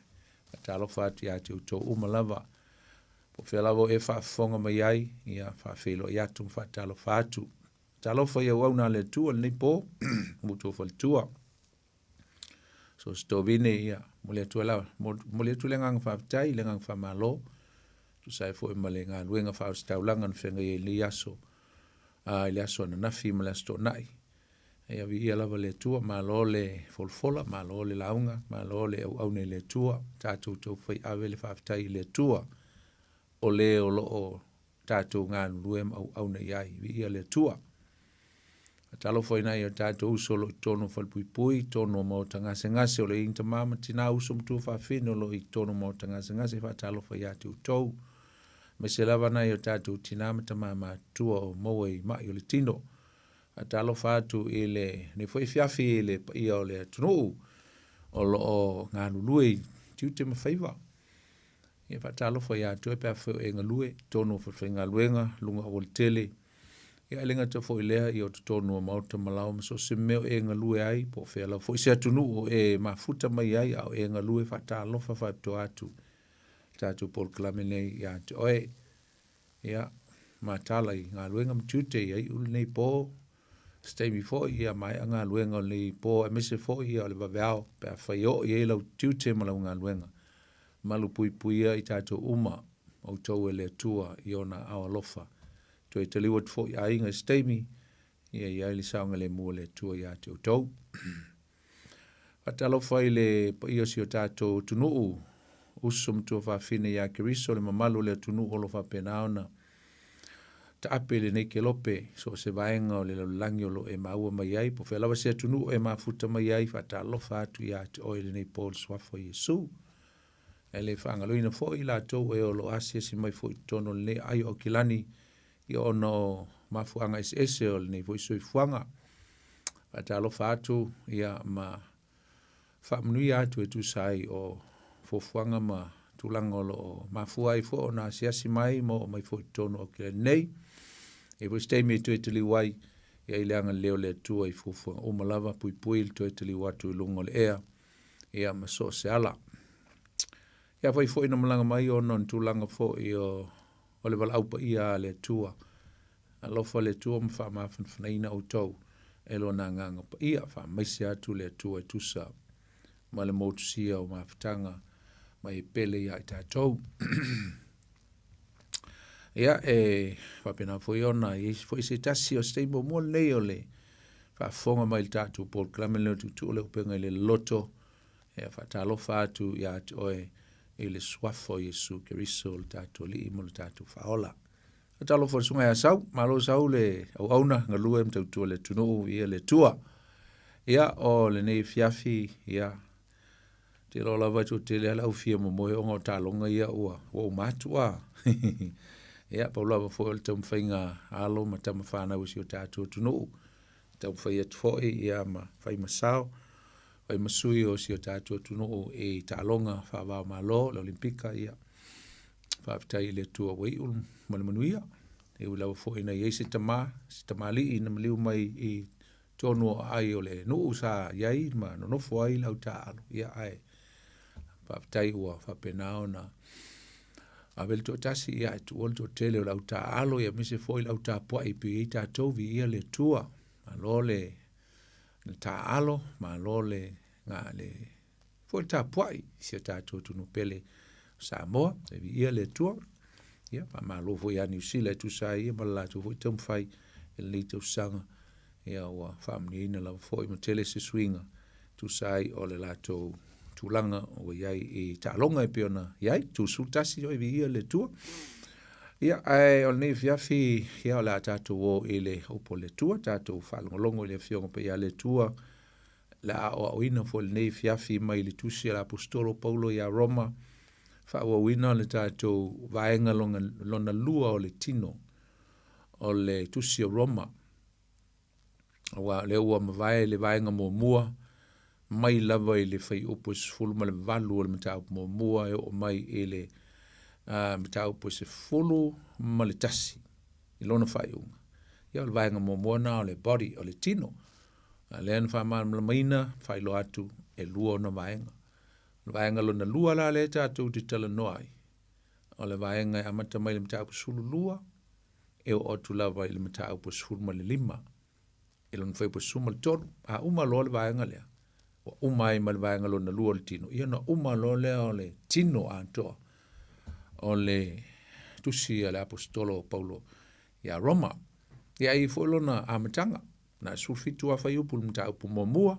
Na le ele introduction o tusi a Roma ia a umalo fo lan tatu tel no le tino e fo imalona fai unga le conclusion o tusi fai ulavala il fatto fa malo fanga famnianga la apostolo il aupele Roma na amata tu le mata sul limon fai po sumal fa ia se o lava ele fai unga o le mata po sul mo leono mata po muli le la sa tatu tal noa ele mta po sulma le lua fai un mta po sulma le lua tatu la ele tau po sulma le tolu ia ma se ia ma sulma le fa tatu te fia fa mai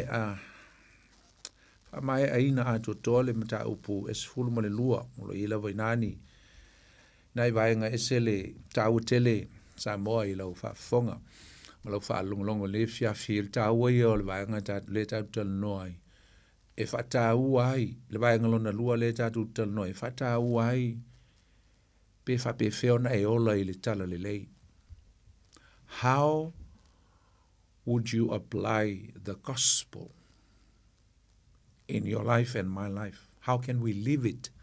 A whion tātou wolai. O le gospel a po le autu o le tusi a Roma, po le tala le lei ma mata upu silsili, mata upu whale tua, theology, principles, teaching, doctrines, everything. O lai ei tu tonu o le mata upu lea, leo o mon tātou tala no, le vahenga mua o le tino.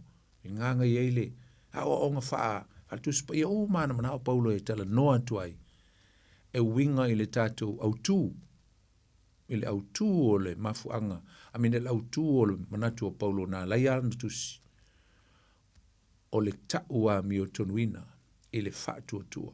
E a tu fo sisi whaapunga. O le a mi o tonu o le atua, tātou te maua i le whaatua tua ia Keriso Iesu. Tāpu puina lupu e tasi o le taua mi o tonuina. Le lai, tala noa tua i Paulo i nei mata upu, nā mata upu e suma tasi i le theology. A le la ua, wa umalon tala noa Paulo i le upu o le tua, ma o onga mai le tala le lei e tusa o mena o ina ai mai e maua mai ia Keriso Iesu. Fa mai lo Paulo, e fa pēla ona e o lai, i le tala le lei lea wa umana e whalongo iai.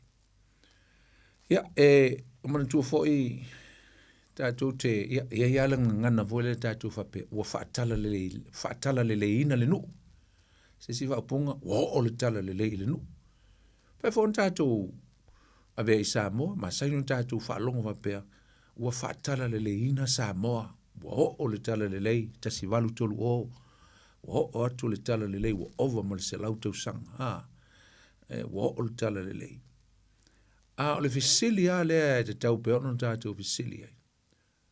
Pe moni e a lea whaupunga ua whaatala le leina Samoa, ona o le matautia ma le matanga fie o le tala le leina aluatu ma le missionary o Ione Miria, Williamu malana au waa. Ua whaatala le leina moi e a Samoa. Ua hola i Samoa e tusa o le upu lea. Tia, na ia te oe le tali. Na ia te oe mau, e tofu altanga te ia malana tali. Wa ile wa ainga ma le tūlanga i le tātou wa ai le mele o e Samoa, fale salo loa le atunu.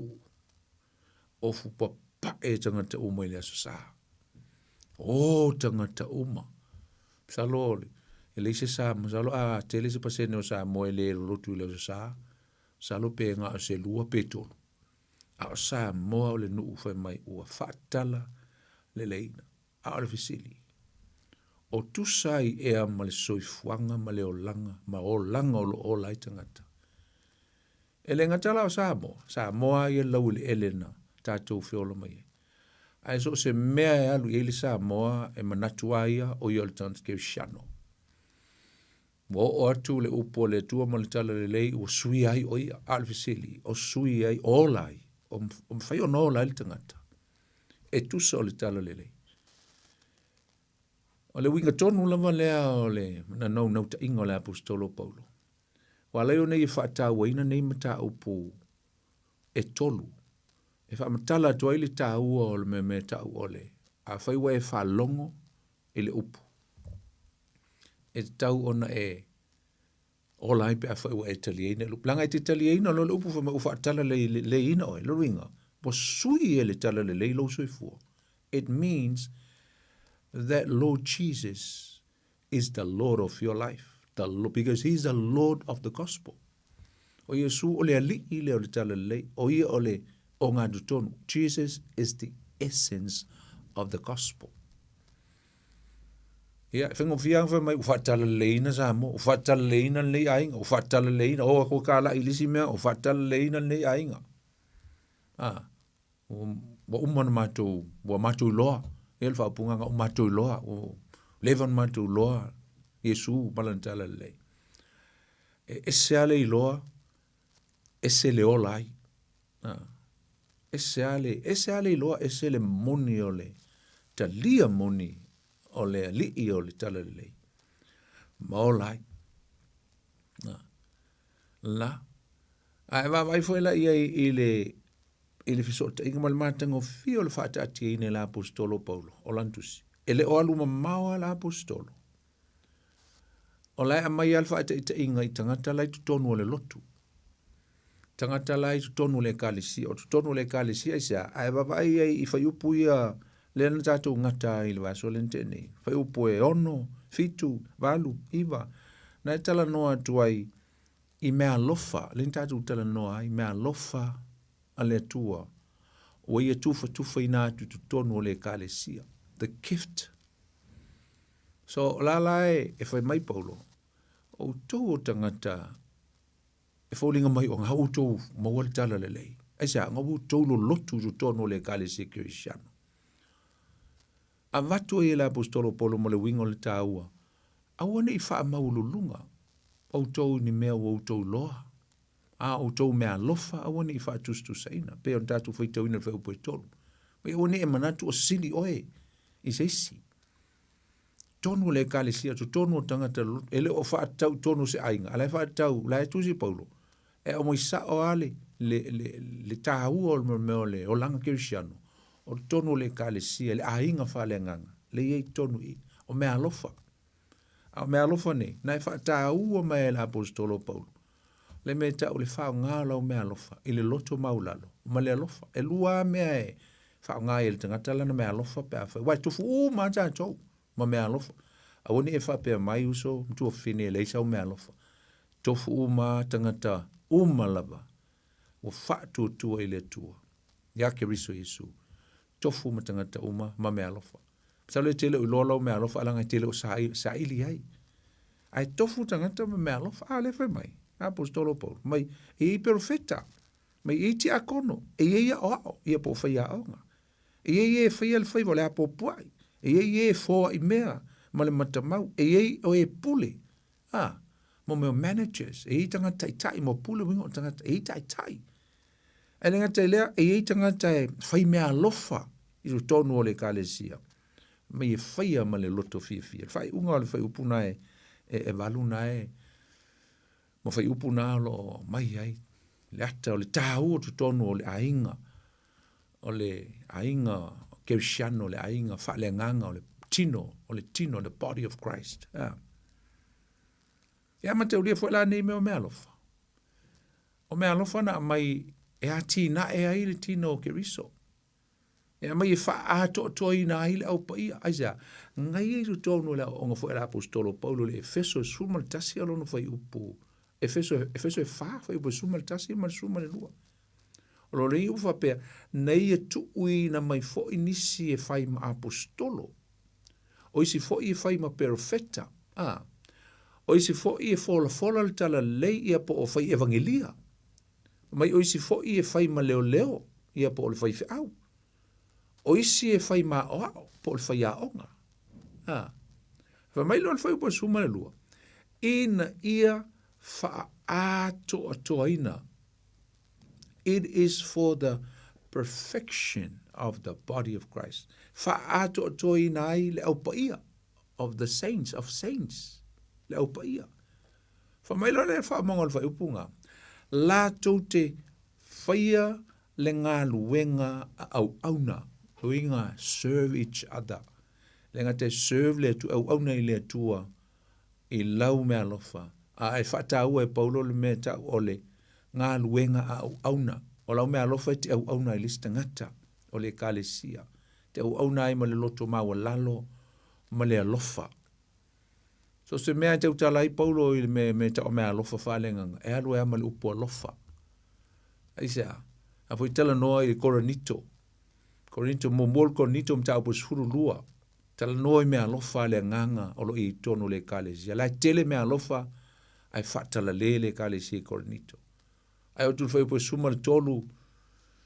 Fai mai la apostolo Paulo. Sepe te tautala inga ngana a ngelu. Ale langi.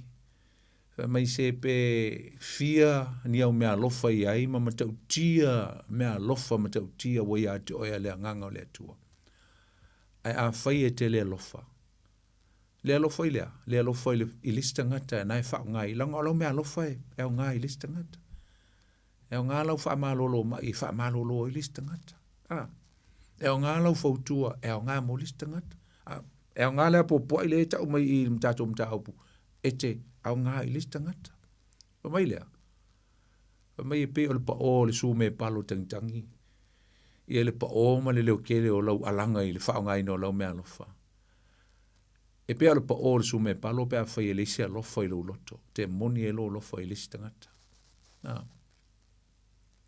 Na.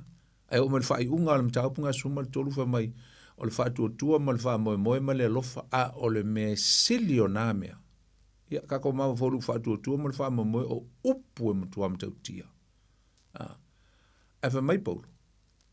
Ai a wha tusa ma tuu le wha tā waina e ala le wha ngai no mea lofa. E sili ale lofa. Love is above all. Sili ale lofa. No ringa e tāua tu tonu o le whanau o le tu tonu o le kāle sia. I le tāua tele o le mene o le alofa. And that's how we live. Le kau kia kalongope whaafenga e ola. I le tala le leile o umana e whaalongo iei. E whaafenga e ola i tu tonu o lau e kāle sia ngai te olai. Ngai te ngalue ai. Whaafenga e ola. Whaafenga na e soifua ma whao ngā le tala le leile wha maua suia oi. Pe a whaie moni au au ngā le tala lei o tātou o langa whaalenga. O sa mtu whawhini. Wha mai lo leo le mta upu suru lua a le wha upu iwa la. Wha upu iwa e o le wha upu suma le fitu. Nā lai to e a pua i mai le apostolo Paulo. I kerisiano lava i tu tonu o roma i le kāle sia. Le wha mai ua wha evangeli e ina po ua. Wha tala le ina. I le tala le lei. Wha mai lo le wha upu iwa. Awana i whaatanga lofa, ia ino i le leanga, ia pipi i le lelei, mafu fau i upu i otu waitawina. O la popo i ngā Paulo. Fau tua atu Paulo. E whaapea lao na e ola pe a whai wa e maua le tala lelei. This is how you apply the gospel. How you live the good news. Mei awana i whaatanga lofa. Lala winga o nā mea awal whaatanga lofa. O le winga o upunga awal whaatanga lofa. Aua le lofa ai whaafiami o tonu lo lofa. O le upu wha Britania o le hypocrisy. Mo le alofa wha ole ole. Le alofa wha lata. Pa mai Paulo, there is no place, e le aise ava noa me me ta ole. Whaatanga alofa, e fōlinga mai alofa, ai pe pelo le loto. Ai le moni le alofa lai tonu. Ke loe, e alofa wha pena.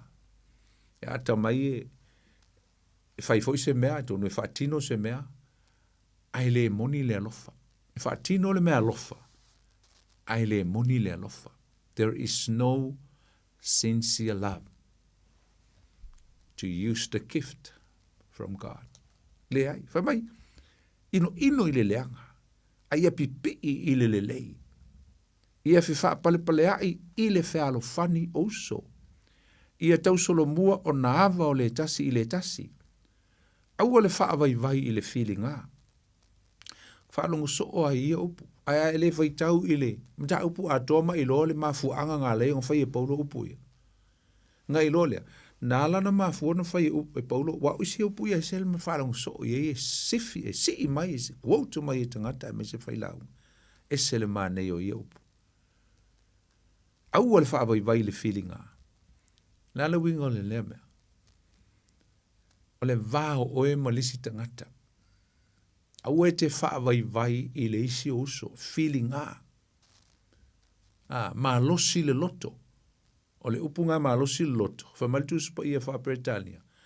Be fervent in spirit, fervent luinga, o loa nganga, ia moni loa nganga, e te ma futai ma e au nai, i le isi oso. Langa ngai pi tau mala i titi mai ngai le whaasa moa tātou whai mai. Ia losi le loto. Le winga o le mea nai whai mai ai. O lo tau tala mai, what kind of spirit e kore ngeki ai oe ma lesi o uso a tangata. O moni lo alofa i lisi tangata, lo loto lea. Tala noe le meka o le spirit, o le ola i tu tonu o i tātou, le nganga. Wa ola le nganga o le atu i tu tonu ia i tātou. Wa suia a tātou, wa oti tātou, a wa ola le atu e tonu i tātou. Pe ona whai mai Paulo i a kalatia e lua, lona whai upo e lua sifuru, whai mai a ua oti au. A o ke riso ua ola i tu tonu ia te au. Alo inga wa mai paulo. Ua oti lo tangata tuai ma lo tangata o lo tangata sa tumu i vai vainga. So I am no longer live. Sisi wa punga wa pea paulo. Wale tu e ola lea nganga lea na ola i tu tonu ma control ina ma pu lea ina paulo. Ai ona o sau lea nganga o lea tu e tu tonu ia paulo. Wale tu e ola ila I am no longer live, but Christ lives in me. O sui la u e lea tua. Sui a o Yesu. Wa o fai ai melelei.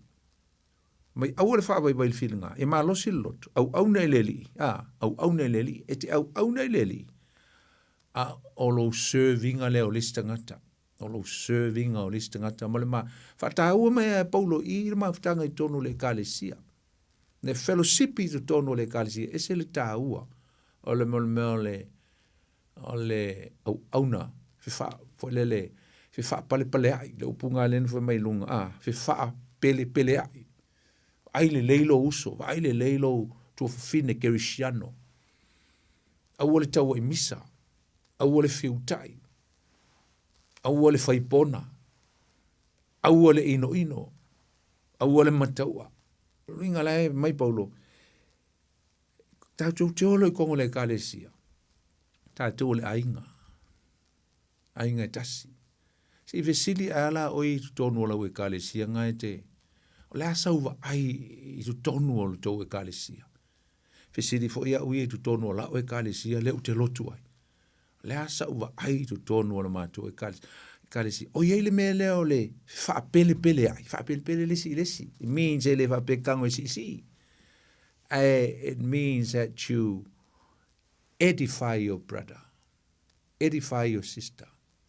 Tau whai e ati nae, so soani mai te alofa moni. E ma fo umana mea, ona o le moni o loa lofa, i lisi tangata o le kalesia. Ma te uri o le tano mai paulo, o tano mai fafo atu o le kalesia. O le sim tau pule so, tano paulo, i le maftanga al tangata o lo tono le kalesia. Ma fafo. Ia po le kalesia foi. Our relationship with the outsider. Au I le whapitoa me alta noa paulo. I ka haka rei tono le kalesia. Au te whaawai le whiringa i lea. Piod le rua maftanga ma lisi tangata. Awangi I esea o ona. E tupua e le vā o e malisi so se tangata. Wa kongo mengio e kalesia. E kele ainga whaimo mengio kengi. Whaimo meo whainga vaenga.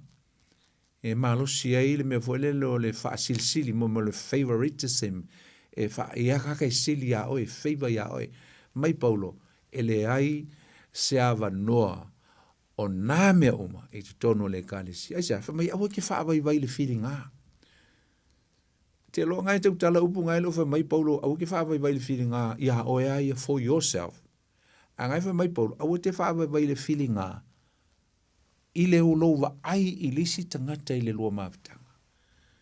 Au le whaavai whilinga, au ngā whai o Iese me o kau whaale tonu ma lisi tangata le kalesia, au te whaavai e I lo uso. Whilinga luinga, whi so tai ai. Text, vili ai, au koe so su engi me kupu e aki, le kau e misa ma le leanga le wa, ai whaale lei, ma nu o lo o I lua, I lunga o le ala. Ta mai ia, oli le wha moe. Ia ono sa I le pōpuanga. Ia fina finau I le te talo. Mea umanga e mai paulo e taungu whai tangata tono le kalesia. Mo isi tangata o le kalesia. You pray for one another. Wha manatu iai olo iai le wha moe. Oli le wha moe. Oli. E le ngā o oe o le wha mai paulo e te oli. No. Wha mai paulo. A e maua le si uso. Ko ki oli wha atasi e sea. O ngātou te ola I tu tonu ole, e ka le sia ke riso Yesu. Tau te oli langa, pahuale o le tel tonunga. E iai le wha moe tu atu o leoti. So, we must be proud of our belief. Tau tātou mita I le atua ono le tātou tel tonunga. Wa tele o tel tonunga. E o kiloa uma. O iskai ko unga mai o kilo a le liu manki ke liu povi ke foi le ke liu isi mea au tātou le ka ko ke le liu ngi me ola po ngisi mea tātou te toe ma futa ma le tua me ngan kol fa mo le tau me e Paulo e le fa mo there is a hope so stay me antal no fa mo na tala no ile lumanai ole hope ole me ele lumanai ale tala no mai Paulo i oli luinga ka ko ke wa fa palinga mai Paulo me o montal no mai loli I follow mai ai ale aka ko ke ole popuanga ka ko ke popuanga fa tasi u mai tono le kalesia pe o mai popuanga na fa mana tu mai Paulo o tono le kalesia mal sa valinga fa lenga e ai le oli ai fo i mo popuanga ele smu fa le ai fa mal mole ele fa pe e ata te mi uma ma oli te mi uma at least we have the assurance that we have a hope and Paul encouraged us to remember that we must live in joy be joyful of the hope ia oli le fa mo ia ono sa I poponga be perseverance in persecution and affliction ono sai I poponga ela foi mai Paulo ele leia me o mam kai mi o le lang Cristiano le I so kongo le kalesia e taimi e wi e poponga vai lo so a o mai poponga ale foi mai fi nau fa tasi mai si Cristiano le talo awangi man malo sa tani le va ju tono le kalesia. And this is it. This is what Paul is trying to encourage us. On mele na Paulo e amalo si mai tato. Pe fa pe feo no tato wolai. Salo lo le leia Paulo. E fa pe e o mal te mingi. El tato au ngatu pulanga manei centuri tato e. E ali vai nga ye pe o vai nga na ye le kalesi rom. Aisa. E pe pese el tala le. Ai le mfainga olai. E pe pese fa ma ufa tala le na. But they can't live it. Venka, aisa. Feo lolo taimi o le kalesia le anga kusi e Paulo I le kalesia Roma. So le ngasu le ofa popo mai centuri nge utatu I le meole. Temptation. The variety of temptation. Ola le kele o ko inga fa so songa ma le leanga o le olanga le utatu I. O le tele a o le umi o soi fuange. O le mafia fia foi le o le. Tia o le ami o le anga ma le sala. So kako kele ole se olanga foi lea e fifi le mu ma e sao ese meta o se paie fa le nganga po le matala. No, we have to pray for each other. We have to edify one another. We have to encourage one another. We have to exhort your brother and your sister. Fa ma fana ma fa ma losi. Ile si o uso Cristiano. Aisa. If ai na ilo akalosa kan to e tau ale o tātou, ma tātou tau e misa. E an wha mai Yesu I lisi upo lea leng tau tano e lisi po. E wha feo na to e ngō wha mai o le pawa pele se puro le wha ngā Yesu, mai lau li ia, mai Yesu. E wha feo na to e saua le pawa o le malo lava lea, to e o so wha I le pawa o lo. Wha feo sau pele se puro, ko e kuri e se asa kangi le sa I ko kongo o le tangata lea. Le ai e le wha pena. O le mana o le tua tātou te tuli ai, le mana o le si malo. Ai le sau le mana o satani, ia, whaatinga inga ka kou. Tātou te fiu ese mai ai, aia, o le control tātou e satani lona mana ma lona pule. Au tātia ma le whaongaina, le pule ma le mana o le malosi Cristiano, na mai e le tua. Le mana o le malo Cristo. E mawhai ono tātou whape atu I le tau e misa, ma le whiwai hai, ma mea all the strategies of Satan. Those are all his snares and tricks that he is trying to destroy, demolish, whaleanga, awana mea umanga. Those are all his snares. On tonga fiti umanga e whai e tau whaolea, fa tupu se mea le anga I tu tonu le vao, lisi tangata te tonu le karesia. E moe, kau e misa. Ia, pa ma vai ia malisi, ai ngai sea. ua lē mawhaiona na maua le mele fa mai Paulo. Se ola le tala lei, pe a whautou whai mai wa utou whaatala lei na utou maua ke riso Yesu i utou olanga. Ma utou sui mai le aitangata vane le nei fiafi. Utou o le tue aitangata, utou le whaia tu sa masa, ia ukou wha ke risia, ia e mo ua kou le aikangaka. Ai le tu ua le tu ina nau, ai le tu ua lava le. Le mea o lofa pe nao le fifia ia ile, tu ina nau o le olanga. Amen. Ese la le ta ua telefo le usom tu va fini. La ya popo ai mai ai la apostolo Paulina. Telo e ta ua le foi po suma le fitu. Fa mai ia tufa atu ni a auto mea foi po suma tolu. Ia matitiva ile au pa ia vai. Tono le kalesia. Ia tausisi ile alofa i tangata ese. Ia fa manu atu ia fa sa wa mai atu to. Ia fa manu ia lava. Ai aua le fetu. Suma lima, ia outo oli whaatasi mai ua oli. Ia outo tangi fo i whaatasi mai ua whetangisi. Aisa, e lei ma se ka le sia I lalo le lale nei e lei se taimi whekangisi ai, e le whetangisi ai. E whetangisi uma e iei whawhita auli. A whawhita auli nga, kia ofo pēr whaise whawhita auli o se uso whaife au, po se sia ka le sia, ai ata iai. Wal tele na o na tua o Samoa.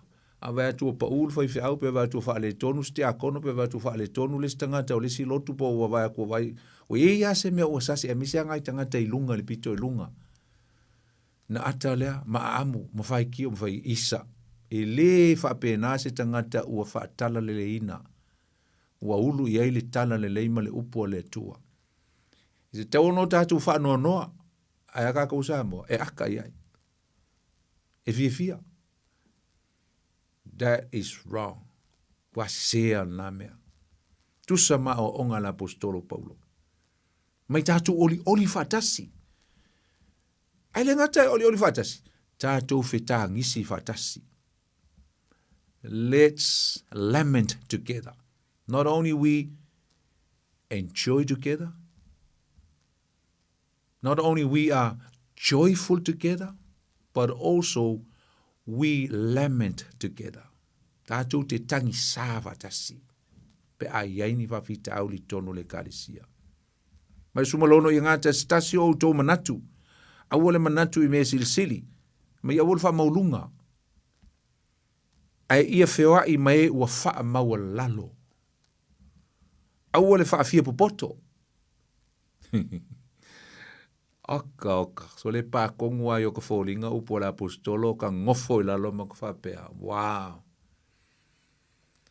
A whai uma e tangata Kirisiano Samoa le mengei. Sole.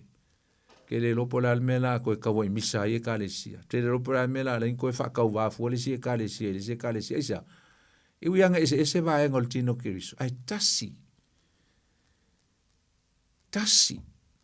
Diversity, but unity within diversity, it is possible. Mea sumal fitu, aua le tau I atu le leanga I se tasi. Se tasi vea, kongo le kālesia. Mai e sao niuni mea e tusa I luma o tangata o malava. Amen. Kaukia. Na. Au la popo inga la apostolo Paulo. Fata ua mai upu ia. Le upu neinga o vai atu o le alofa. E alofa, ai whaatanga alofa. Fa mai aua le whaatanga alofa. No ringa, a umo na tātou whaalongo le upo le tala lei. Ma o tātou whaatua I le li o Yesu. Ma ua ola fo ila le atua I tonu tātou ala ia keriso Yesu.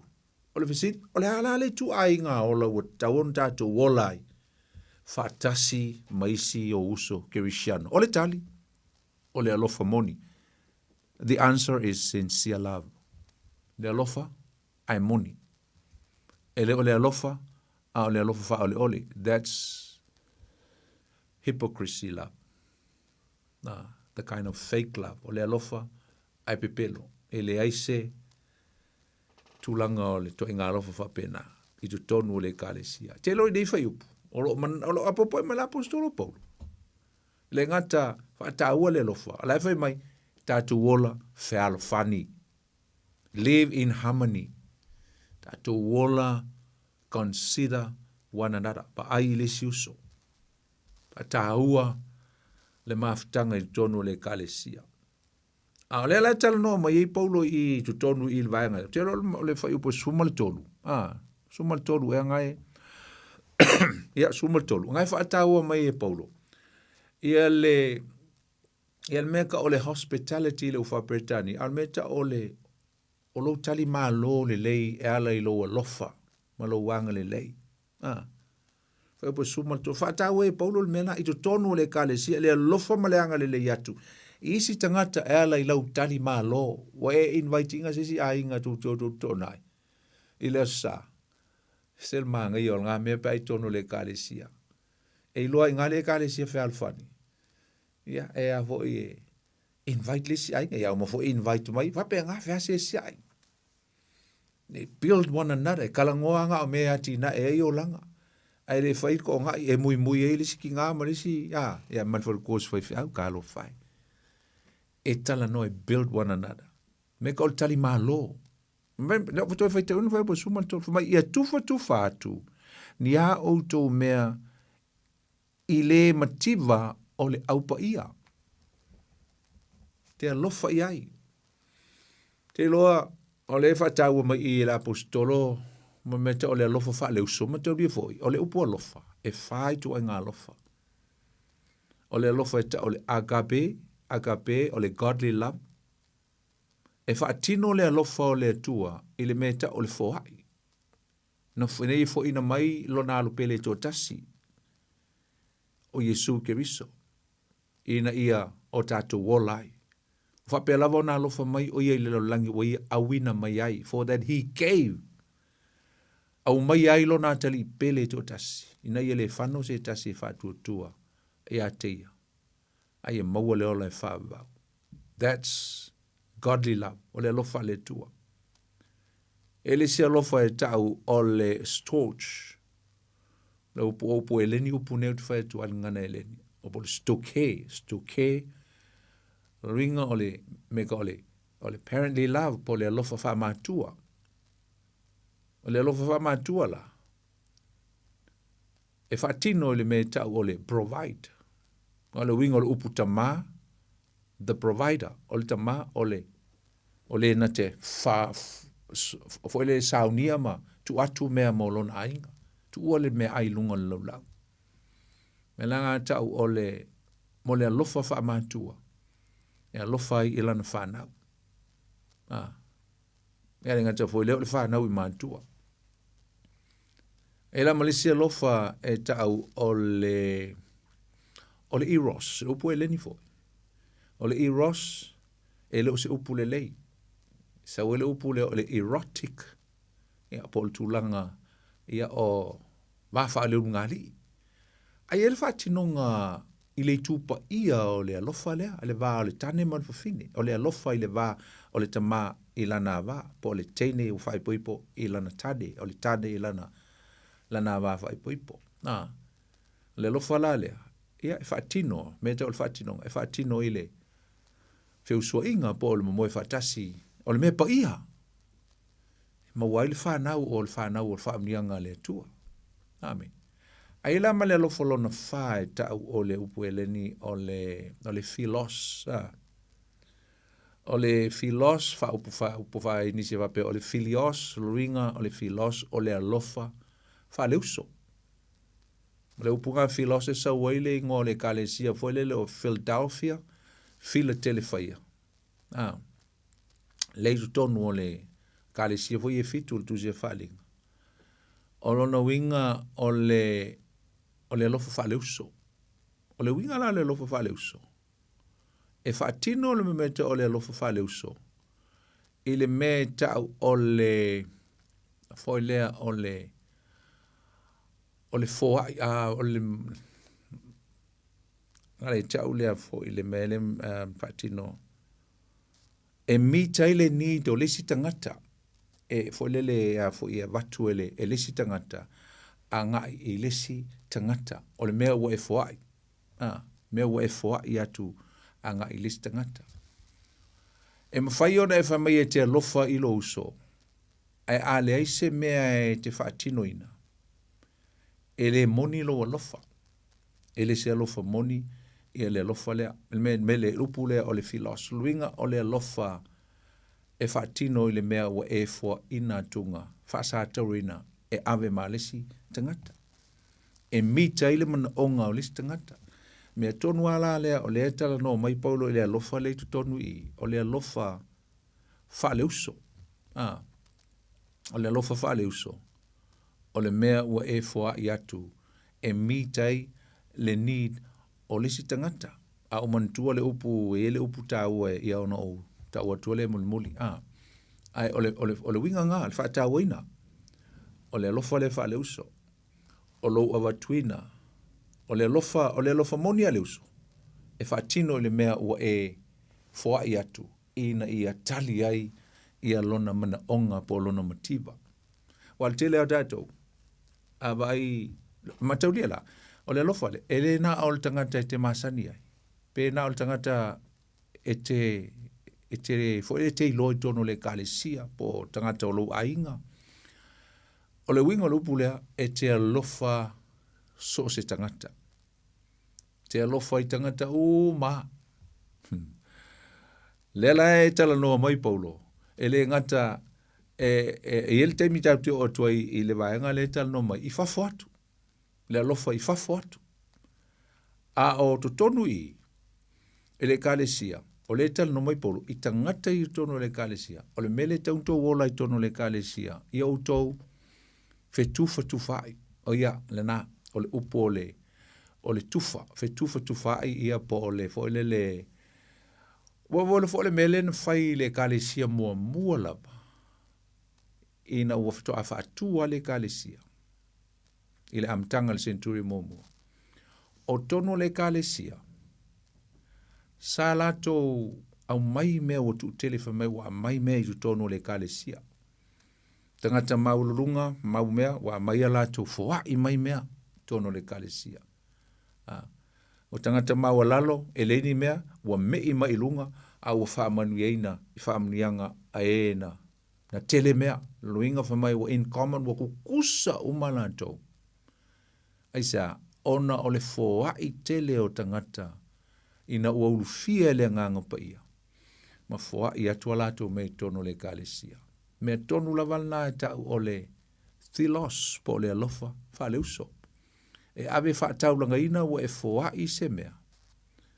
Wa e avatu ina ia mita ile mana onga o lisi tangata. Te le ave ona whape te masani ai, te ave so tangata. A pe umar me lea po e mela po stolo paulo. O le mele taunu tō wola i tutono le kalesia. I o tō alofa le tasi. Whealofani, ma ia vai e lesi. A ele mana onga o lesi, ia, so soani e tu iai, watu e sina la tu whaatau, watu e sina me ai, watu e sina me amise nai. Tina no fufua mana e la tu whanau me whapenga o le responsibility ngā atu tonu le kalesia. Ia ele ngata foilea. Ia o le vasenga o ti akono, ia, malipulenga le kalesia. Eva aina i tangata whapea. Tangata mātu oti, nai tangata unofo tu otasi, nai tina mata mātu tua, o le lātou matafa i oina. Tausi malo, hospitality. Tusi al whenga inga lonu ta upu e lua li o sua, o lo i ese tala, ele fine fo leo ra avasa i e tali malo, isi pai e peru, oka le matanga o fio le nātala. O le fine na i e whaalongo le matau tia o le tua. Ai o maisi pai e le te tauna tili e ina e se tangata o tu tonu i e riko. Ai tango le fine lea, whamau le fine tali tane. Tali malo i tangata o le atua. O le ale mena iai, na whaaola e le atua, le ainga lea. Na pui mai whaasalanga moni mea e ono o iai pe ana maua. A lau tātou lo ra ava, o ia lea o le tupu anga o lo tātou lii o ke riso Iesu. Ai vava i e le tala, sau le tala, tau mai i a Naomi, sauanga i a Ruta, ia ma poasa, e ma tupunga mai i le whawhine leo ra ava. Ai sea, o le whawhine tali malo. O le whawhine onu ese, o le whawhine i Eriko. Ai na tupunga mai ai o le tupu anga. O le whaasolonga mai lava le nā. mai a Abrahamus i o mai lava, ina tupunga mai ai lo tātua li o Yesu Keriso, i tupuanga nei ala vea i maraava. Tātua vai le profeta Elisaia, ia lena avatu i ele fafine, o tila na tane, fafine mativa, leisa na tama, ana saule au na le tua avatu i ele fafine le neo lo i le lua konito, lo i le lua le tupu lo na mata upe fa le tala le lea. Avatu i ele room, le potu i le afeafe i lunga e nofo i le au na le tua. La almena tupu i le fafine lea, na mawala na tama. Ina ua ia tali maa lo le lei le tangata o le tua. E uina otila na tama, a ina na toe faalia ai le matautia o le atua o Elisaia. Ina ua toe faatu mai Elisaia le tama le fafine lava lea mai le oti. Ma tautino le fafine le nei o nu ese o le a ia tā puai ma au na i le atua o Israelu. Tali maa lo. So ese le tā ua tele o le memo le tali maa lo. Le fa mai le apostolo Paulo, wa ai le lei, lesi tangata, tali leia ma vatu mea, ma lesi tangata, pe a fai o lo tele ni au mea. Fai o pes fulma le valu e o lusu mal tasi, ia, o nai fa ataua mai la tatu le nofo tele umina le vaengal na, a lo fa ataua mai le apostolo le mea tau ole, tu ule tau i masui, e fai le atua. O ilo e Paulo tono le kalesi e Roma, o le tele o le anganga, taui masui. Taui masui e lesi, le mese se e lesi, a ele mese se, ia o taui masui. Na fe mai Paulo, a wete taui masui lo uso. Tu ule taui masui i le atua. Leave the vengeance to God, but you love your brother and your sister. Aua. O tātou tau masui. O le tau masui o le mea le atua e leo se mea le tangata. Hau le mtau pa sumal tonu. Ia matau lia foi, ia nāla e wha au wau i loe la apostolo le mea lava le ta o le vāwhea loe. A le lau tal no mai i la apostolo Paulo. O le tal no mai le vāwhea loe i tutonu le kālesia. A lau tal no mai le vāwhea loe i o tangata o le kālesia ma fafo atu o le kālesia.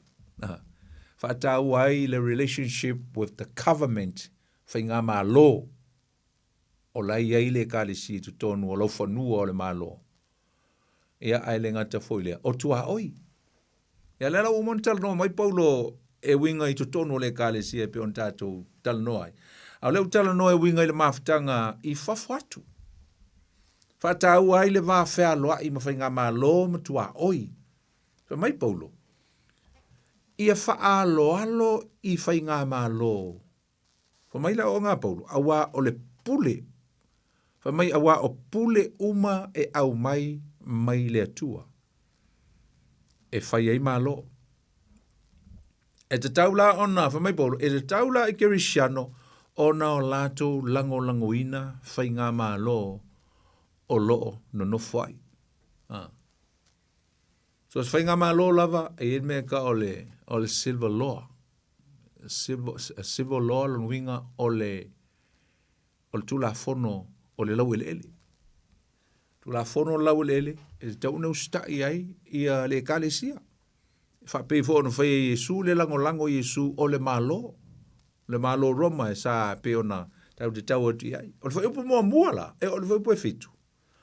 Nai whatau o mai Paulo, ia na upa mai eu su stai tangata uma, whai upa mua. Eu su stai tangata uma i whai pule silisili. Ia sisi whaponga i tangata o lo te ia malo. Awa ele eise pule pe ale mai le tua. O pule umalama o lo whai nei ua tuina ua whaatuina ele tua. Mai o le nei, o le na te te le pule, ua te o ia i le sauninga le tua. O e te foi e sala lava i la tau. Awa o lii, e le se wha matau i la tau. Ia po te itai o malo, whamai. E le o sisi pala aim tātou whiwhiwhi ai pe wha matau i la tau. I e a mio le lei. Ha upo Paulo. A mio le lei a tātou lei. E le tau tātou mata tau. Pe a whai tātou te lango mo tātou. Tu i au tafa o le malo. Whamai, na o e a mio leanga. No inga na o e a mio leanga. Ia e o e le pule sa wa ale malo. Whamai o lo mana o ea, ia e le fefe i le pule. Whamai ia e a mi o le lei, o na tau le lei a mai lea o oe e ia. Mai paulo le kalesia, a mi o le lei. O nga tau le lei mai lea, e le malo o oe, a mi o leanga. Ua mai lea le malo e whaile whasalanga ma le pule, ia la tusa ma la tu la fono.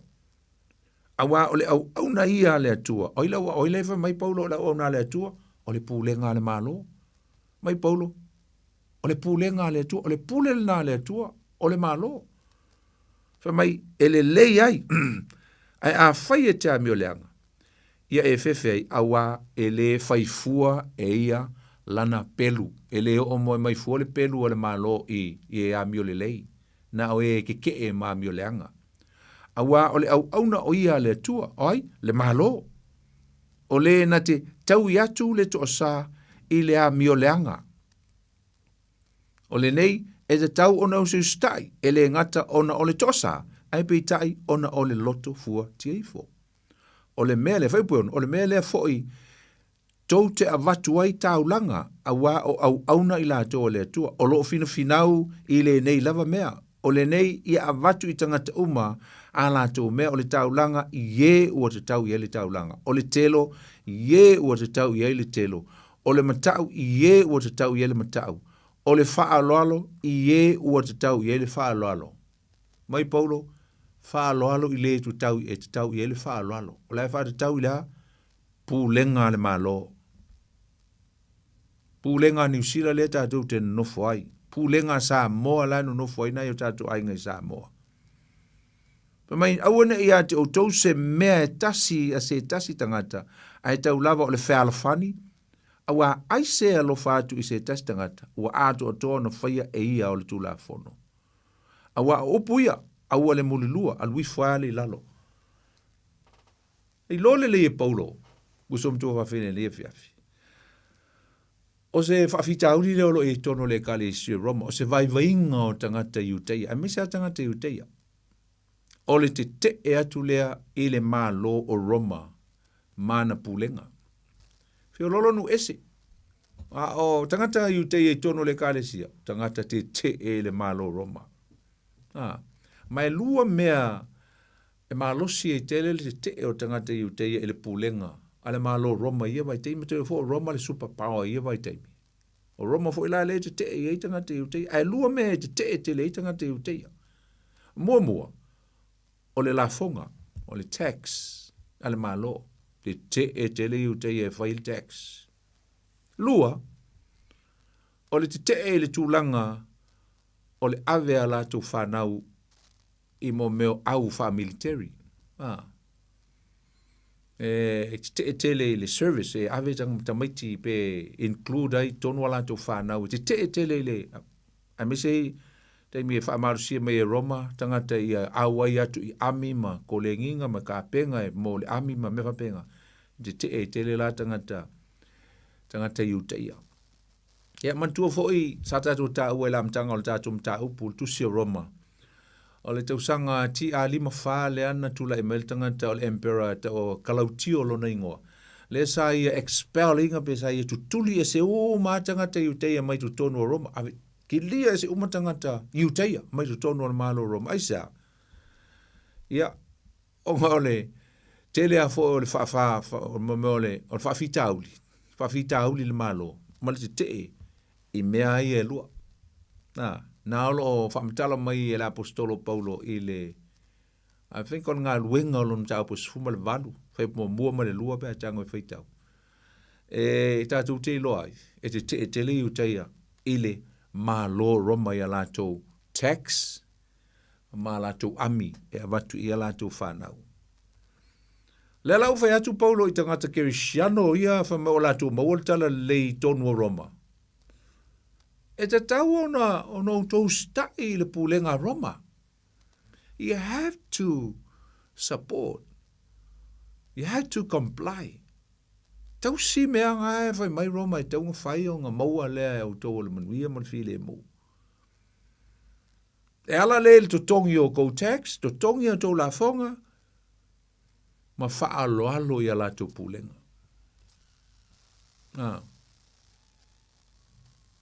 Ya, pea na utaua. Sa le tele se whawhita au tangata nu e se le vā mani malo roma. Ya, se i vanga nā ia le whai ui unga lava o le nofo inga le tangata neo Nero. Nero lenga so o atu ia ka lautio.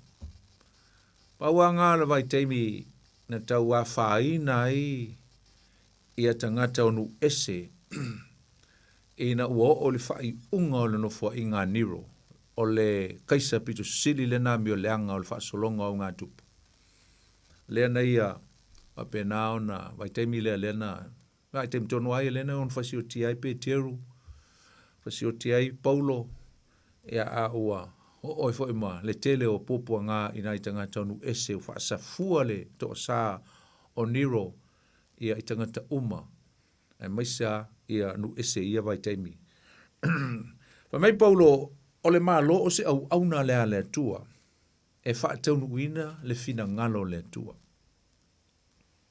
A le visili te lea lea e taun tātou visili ai.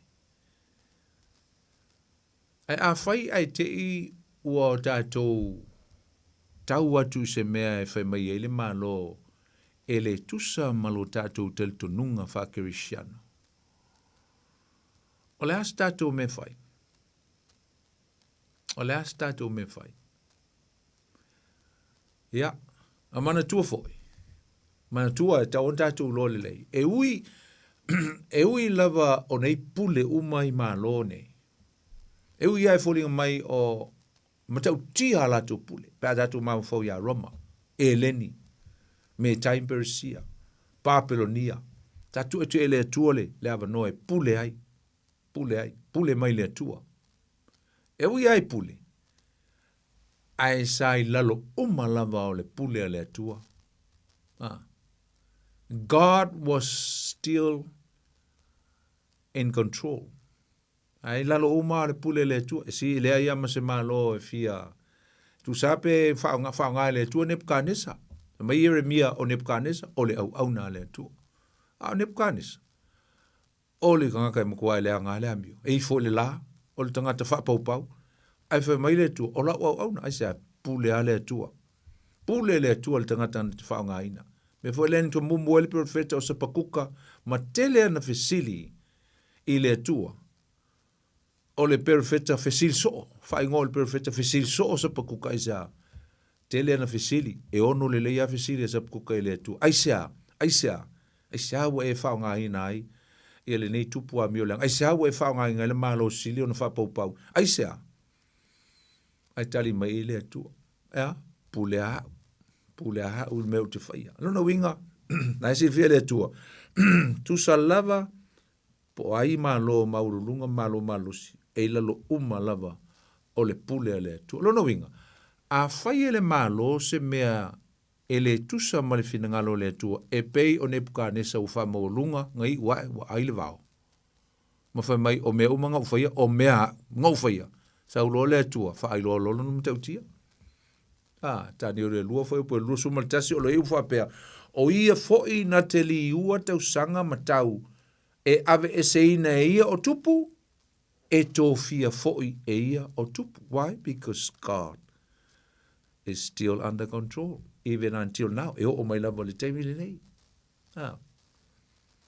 A le visili nā tātou te visili. A whai la fete nai, mea le malo, ma le tel tonunga la o le whana ua le tua. La me whai. E i teimi e se ai wha tonunga mai le malo e wha sangatu i le, wha sangatau i le tel tonunga wha kerisiano. E i teimi. E whai tātou te iloa, i le nei malo tātou te New Zealand. Ia e o lawa fo i Samoa. Ia ai sea. Ai e i teimi na tātou wha longo ai i mea ua, pasia i le nei malo tātou te iai e le tāla whea ngai ma le soifuanga wha kerisiano. A reise leo kerisiano e te tauna lango e kerisiano i sa. O le awala le na e te taunga latua e tātou demonstration pe e latua e tātou te tau atu le malo. Le ai, e le whetau i le mea lea ma le tel tonunga wha kerisiano. E avea, luinga e leo se te but peacefully we voice our voice.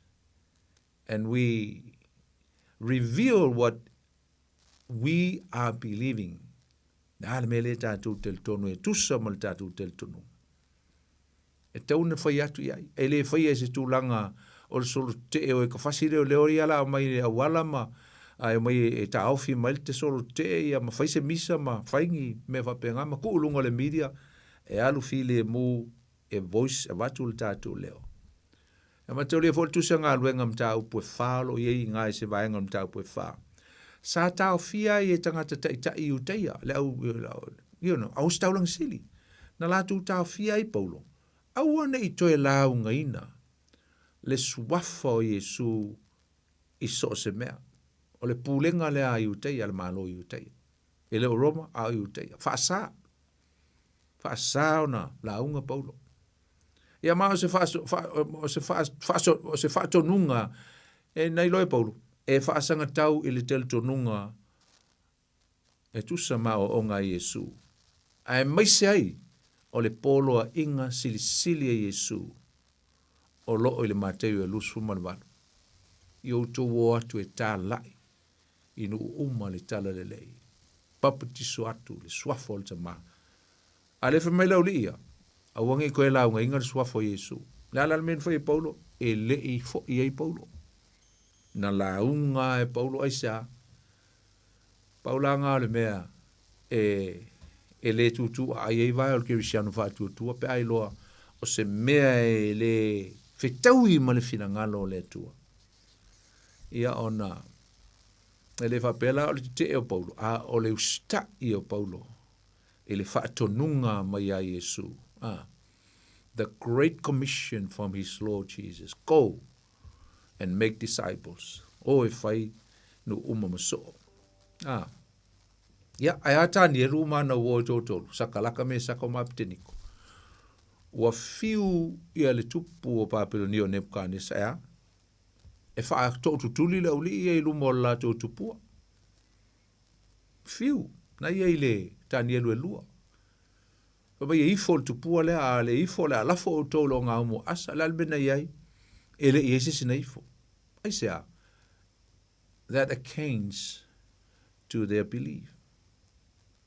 That will offend their God. Ole a whaati ngā ai le fina ngalo o la tua. Pe a whaia ifo i se sia tua. O se mea e le te taul tangata whaatu tua i le tua na whaia se mea. Ai mai se aham pe a ole mea te ole tā puai. Nā tātou loa, na lafo i le sitama i le lua o leona. Le aise mea na o ia teia. Le aise pupua ngā na o ia teia. Eli ia se leona le tama le tua. La folis tōtolu leo ngā umu.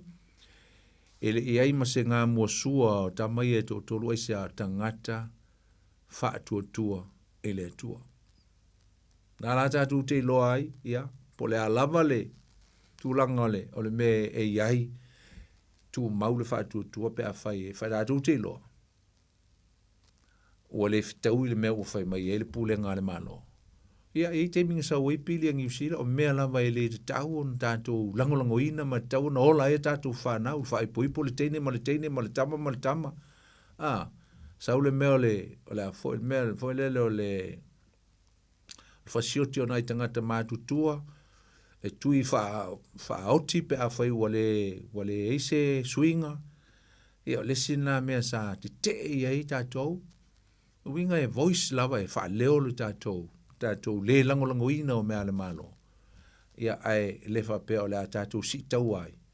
Tuu pe i le tua pe on tātou tala noa.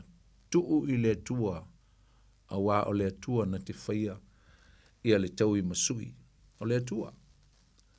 O le totoki i lao la fonga. Ia o le si lea mea. Nai le whai upu e ono ma le fitu pe on whaitu. O le whaata ita inga lea. O le usta i o tangata i le pūlenga le malo. O au te loe le ase malo e le whiaringi me o tax. Ia, o le system lava lea ngā mata mai. Te imi o eleni, saua i a Roma. Ia, le lava o mal taimil nei, o le lava tātou te aluai. Ia, o mea wa ave so sani mo le whainga o le malo. Ai te lo, sa whai fo i Yesu le la fonga. O ia Yesu sa whai le la fonga mo le malo o Roma. Ma te usul fitu, nai ai le tala nai nā. le ngo mai la uli ia o mai su e ia so o Yesu mai sa mele fai la fonga al to matai ma o to fa tu lo Yesu ia petelu alu male ofe na e to mai le o le tupe mai tu tonu le alawi amo mua kongi lo ofe sa wele le a ngai ele le tupe tu tonu na alu la ia le ave ile fo ile manu sorry ele o se la fonga ele o se la fonga i Roma a le la fonga mo le malu ia la fonga mo le malu mai lo Yesu na alu la ia le ave le ta la fonga le na o le la fonga e ta oi ma ai ave ile mele pisa ile uli ia no ringa o ia Yesu sa fa ta o Yesu me o tax ma le lango ele ngata o yuteia le malo yuteia ai fa pe foi sa lango Yesu le malo o Roma ya ole fa solo ali lalo le mata o sumal tasi aga sumal fa na e tala no mai e fo le tulanga walata mai le fa o le tanga ala fa mai la apostolo Paulo ia o to cristiano o ofu le tino ke riso sumal tasi fa po sumal tasi fa mai e fa pe fo ina o tato lo na po wo o le tu po e ala ye na moe a wa lata ne ya te tato le ola na le wingo le ola walata mai Yesu life is very near it's at the door fa mai sama mau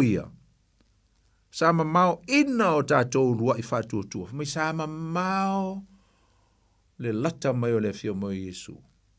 O le wa lata mai. Lata mai. Mai sama mau le teiming tatou lua i whātuatua ai. Mai suma lua wa level po. Wa lata mai le ao. O lea i tatou whaatea e se ai ngā luenga o le pōng sā. Ai i tatou ofu. I ofu tau o le malama. Ia tātou sāwa wali ma le mātango fia e tusa i le ao. Aua le pōula, ma le ona. Aua le whaitaanga, ma le māta aitu. Aua le whe misai, ma le mataua. Ma le whaipo suma le wha. Ai ia outou o ofu i le alii o Yesu Keriso. Aua foi le sāu niuni mo le tino. E o ai ona tuina nau. Mai la apostolo Paulo e whamanatu atu i atu tau lau Cristiano. E le ngata o leo langa i te tau no tātou wolai. Awane i ngalo i atu tau. O leo langa ngai te tau e olai au e whatali e le toe fio mai o Yesu. Mai ua lata le au. Mai Yesu ua lata. Mai ua lewa le po. Ua lata mai le au. Na le wingo iu mai Paulo. Wa lata mai le fio mai le toe fio mai Yesu. Wa lata le toe fio mai o le li o Yesu Keriso. Fa mai ia tu ese ia i au tafa o tātou tangata. Tangata ele lea mo tātou tangata leanga ma leanga sala. Tu i au tafa. Ai o ofu ia Keriso. Fa mai aua le toe tu ina nau i mana onga. E wha malia e le tino. Ai ia ola i seo langa wha mamaina. Tolu fitu ta silima i tolu tātou numera. Ia, walau mai ai, lea uto e sfulu lima tātou minute, walau mai, ba fia walau mai tātou Paul Klame. Mai fo iso sao, mai fo iso manatu. Ia, pe te sei halo mai foi. Mai se lau wha fonga le fiafi. Ia, me na o tala atu tātou leina. E a moso se tasi e fia walau mai le tātou mta upu, e se me te fia whapopo mai foi, ia walau mai so fina ngalo, whatalofa le tātou walau momua, talofa. Talofa lava. Halo. Talofa la sunga poni. Halo, Antonina. Malo, lama se fue atu el tina. Ia malo foi fa malo si tātou proclame le foi a fia fi malo lu. Aftai tili lava mulu mata upu mana ia foi tu sia Roma te on tato kama tala ina foi ole me ta we ta we ole fa upunga le fa te wato tanga ta umma o me alo fa utu do tu fa ina mai ele atua ia na mai ele male upule fa malo e se sa ua ia te au lu whamalosi. I whamalosi mea e manui ai. Whilinga ai le loto. Fina au I mea le lei. Ai le o le malosi fo le loto I mea e. Tau e misa. Ele au ngā tau e misa ai. Pa mea fina au ai. Ia o le si mea o pule umalawa e mai le atua lea e se le mana ia fo i o le whaupunga. Ia. O te tali tonu fo i au i ai umatu. O le mana ia wa e moni a. O ai a le pule le nei lalo lang. E si li a le pule lea mai lunga i le atua. Ali. E tai to te o lai. Ia o le au tua o ia mea uma. I o le alofa lea. Na fua ina mai e le atua. Lea na o fua ina mai e le soi fua no na alo.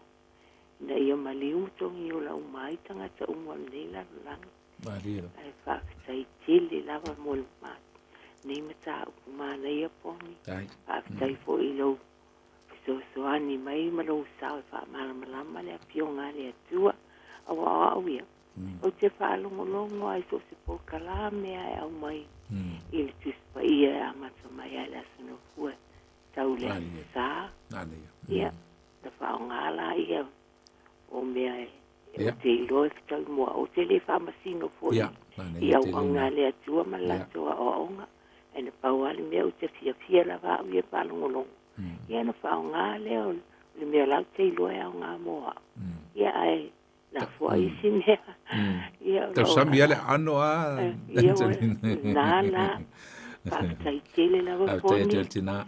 Amanuia le tua. Manuia lau ngā ruenga. Ia me se po isau olo tu male poe. Whakatai tele mo le amanoa. Tau whilai fwile vai yaso.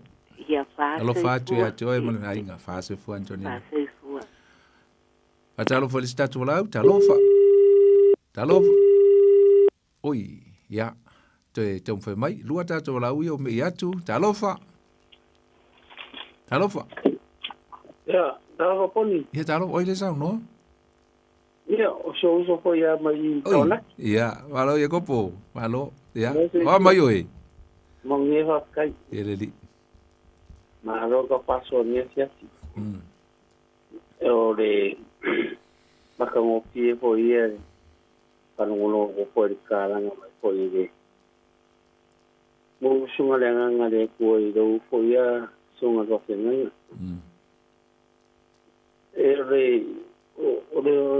Ole ka paso ni siasi pe e sa mo I le loko mo la do. Nei a. Loko mo la lo ai mo me uma. E pe nga ko so mai e loko mo la lo ia o ni le so vai po o ni e ki so mo runga. O ni e mo no fa pe ke poko. Ia. Ia ngai wa I de ni si o so ngai ko ke nga lu pa ka so te ngai ka fa so ai e ki o ke so ia de nga lu e ka ko I de ka de si e ka. Ia ko wa si ko le te ngai fa so mai de ele singe do rava. Fica cagi. Yeah. Okay, aka o pau so. Pau ngade ko nga ka tiko sini ko fa ka wa. Amen. Pule ale tua. Eko mai ko ia Maria de. Yeah. Ia u vai Yesu yo tingi ho yo orta. De ko ya ko mbaia. Ega paso I vai que mo ko nga ia Christmasinga. O vai me foi ia e o começo vai baule sua o so. Nga. É porque o nga ia fa roko. A ora nga ia nga ma ko deri. Ia. O ma ko que ia ia se do da ko paso. Ele. Mau ia uma na conhece ele foi ai para longo kwa ma se po da pule po karame tai lava o foi da ni ka kai sai di dia lu singa lo ya siongo de ya suma ele li o le pena ngai va kai puni tai foi lango mai o mai le tau na ya kopo e na ya auto oi o me o e o pe atu ya sorry Jake o motu atu la laina Le lava e manoa tātou leina, tolu fitu, ta silima i tolu, ia, pia e fia walau mai. O le upule na tau mawhawhau e ei, o le awhai pokalama o tau mawhawhau e ei le philos, o le whaatinonga o le alofa whaleuso o le upu wha le o le share, le ruinga o le tufa atu.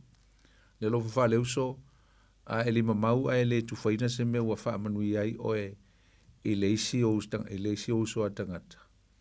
Ia, ea fo i mai maultaimi wha mai e alofa. Ai le whai ona tufa, pe anga watu le whatete inga le kalisia mo mua.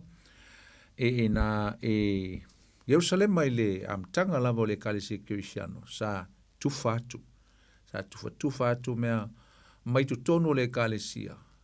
Mai watu tele latu mea, winga wa mai uma mea tangata ona o le lofa. O whatu puina i le nganga, le o whatu muina i o latu loto i le lofa. Ia mamafua e ona mai mea tō tino. Ai tasi ale rungali i ula vale nana i o e anania masa whaira. Ia nā lawa i sau le fio ngā le tusia ngā luenga. Na ofo, ia le whanua e whatau. Ia ai pite iane. Ia ua maualo. Wale ave uma. Ia nai manam lama lawa le tala ia whamai. Na oti mo mualesi, to e luatu malesi. Whaile pelo ia mato e oti e tuai fo i mai ia. Ia o le taimi na, taimi o le fief so soani atu i e o matitiva, ina u whaatu puina le lofa i tonu o le kalisia, e fe tufa e ia latu mea, ina ia maua uma e tangata uma le manuia mai le atua, a o mea na mai i le tangata o lai i le manuia, ai manuia i le tangata o le vai ia mamativa, nala, ia, nala vai e le tato avanoa, pe e se walau, fia walau mai ai, ia, ai mta upo suma le wha, nae a mata mai le mta upo suma le wha. E lua vaenga msalo le a tato, ia, whatalo whatu le tato walau, talofa lava. Talofa. Mole lava. Ia, oile sau noa, whamal mole. Leulua. Oi? Leuluai, talofa leuluai, ia. Ole upule le tero. Ia. Ke te malama i le winga le upule. A vol fai upuna ia lenta tu fai tau ina nei a. Ioi, whaman mode. Le a vol fai upule a foi. Ia wangalo fai a kai kare. E a mea ngai mea lofa.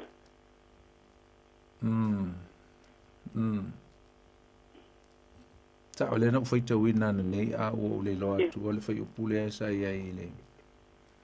E le se me ia ai se kape kawa e la sunga ia. Toe fai a toila ia le vai so le a. Fa mon mole lava. A no ka mo ngi po kalami. Ia fa aftai lava, sa aftai le ruai. Ka ples. Ia fase fo. Ja. Ah, si bo tu vai so le tari of si le luso. Si va vai fai upule ia ia. Ole mata upus fulu man fa. Nai a mata lava. E lua vaenga ngai fa taua mai apostolo ina. An meta ole vaenga vai. Mal meta ole vaenga malosi. Tau e polo tu ai pe e lua tu ai ngata le tono le kalesi e Roma. Lo ringa ole kulupu. Ole kulupu o tangata malolosi. Mal kulupu o tangata vai. O tangata vai la. Ole el manatu polo. Ola tu ia o la tu tausia ia so fa manatu fa pitoa. Ma ai i mea ai e te tau ai. Ia, pe ai lava i so se. Foi lea, pe whailonga mea ai, na, sao na, o tangata malolosi. La tu te le tausia aso whapito, aso whamanatu fo ia o Israel. Ai le ai fo i mea ai e te tau ona ai. Luinga o tangata vai, o loo wha te tau i tangata i uteia. O lo latu tau mwhai, tau sil tu la fono. O tangata malolosi, o tangata o nu ese, e manatu e le mana o mia lo latu tau siaina o le tu la fono. A tangata i uteia. E wawaila i mata upu i e lua a. Na e whamai ele a matanga o le whai upu mua o le mata upu sumalfa. Na ufai tau ida lea male a matanga o le whai upu whai upu momua o le mta upu e se fulu ma le lima. ai loa i leo whamai o ia o tauta lia le ua vai i le whaatuatua ai le ina ia wha masinoina o maa salonga ai o le whai upu mua le mataupu suma lima tātu whamanu maina le vaso lea whamai o i tātou o e malo losi i a tātou viso soani i le vai o e ua le la va e te tauai ai aua ne i wha fia i o lātou lava loto o le whai upu la mua e o le wha le ala whai tauina mai le mataupu suma le wha mai i au tuta lia le ua vai e le whaatuatua ai le ina ia wha amasino ino masao salonga o le taofi o le tasi e aina mea umalava ai aina e le ua vai na o mea tupu i le lau ele ia po tangata i uteia ia e le ai i manufasi ai na o ngā virch ia po mea ai o lau ele awana i wha tau wa aina le ai i le ai ma le ua le ai awana i wha sala o ia i le ua ai awa ua talia o ia e le atua whamaila wha o ai oe le wha sala atu i le au auna le tasi e tu mauia pe pa u i lona lava alii ai wha tu mauina lava ia awa e mawhai e le atua ona wha tu mauina ia tia ya no leo umal tatu teimi ai mana ia lo walo te faitau ma study ai e luo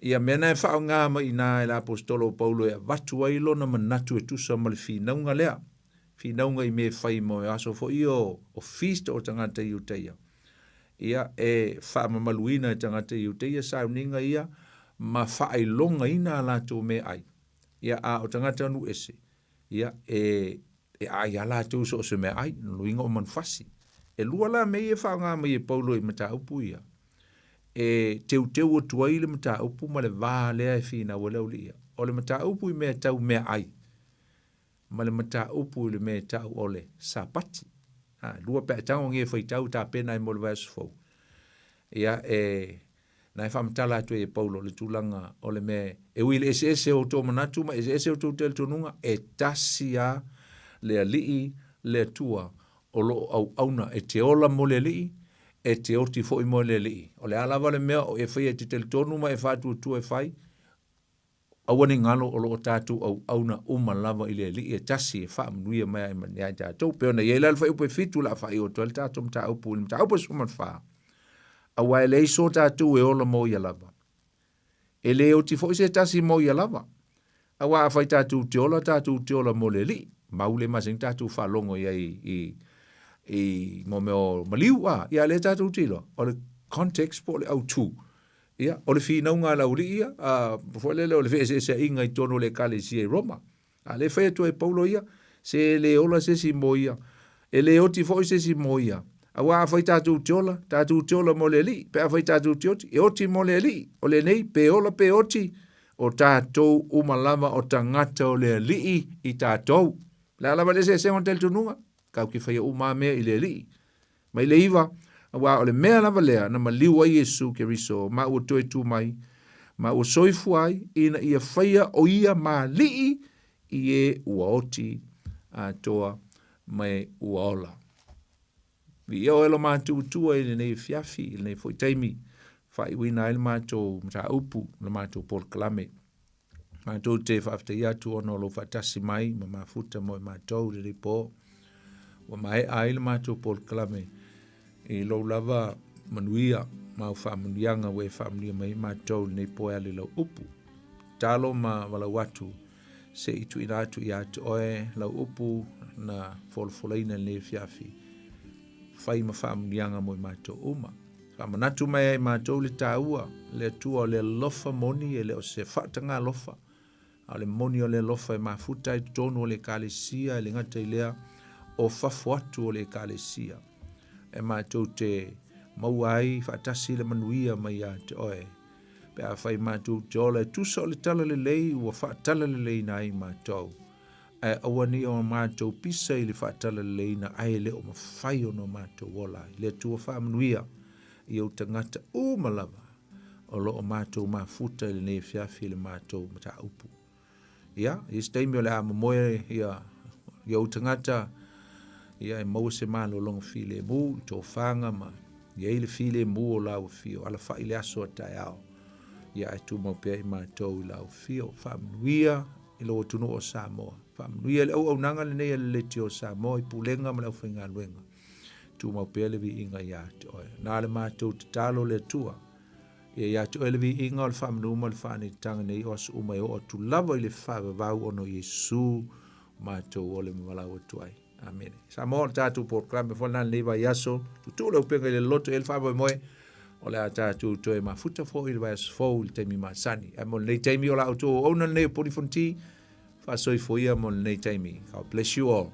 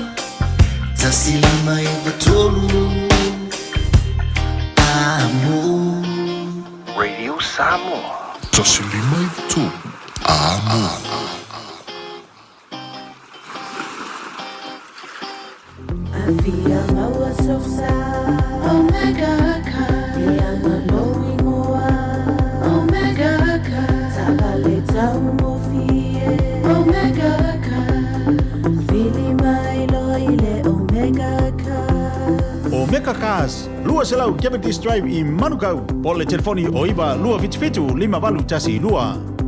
Susu mai Manukau ne Omega Cars. Umalole keisi le Omega Cars. Sunga o whenga whakao e lo kawale fo maunga Max Ila. Senga uka amilo e o kilani. Mo koe foi mai lawa i o Tara i le Tire World and Auto Limited. Lea ma o aiso skoi ngā meg ma pa ukawar. A ole me piko sidi. E ngā le lua lima ka alalwa ia so le kokong. Le Tire World and Auto Limited e te maua i ta avale ma pa utau ngō fie ia New Zealand antoa. Mo fo i se ti mag wheels mo so se tu ai ngā ta avale ma le telo isi au unanga. Warren Fitness i le na ole se fulu tala pia i wha i lo i eina e wha afafonga le Radio Samoa i nei wha abitoa. Talia wins quotes, Q cards, maisi. Walau lo le Tire World and Auto Limited i le lua fitu tasi tolu o mo pa uta avale. Po le lua fitu wha tolu lua o mo le fale inisinia. Ua na o le Radio Samoa se furulima iwa toru a mo e tau tuaina o e ilangu ngana fitu aso le vai aso.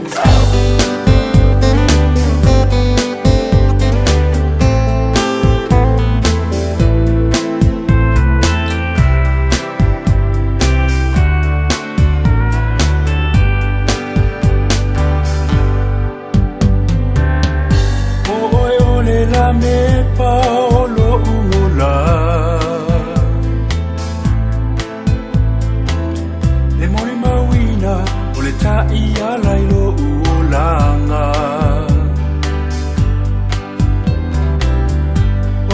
o le moli e le tina ia mupea avea o le pongai o lo ula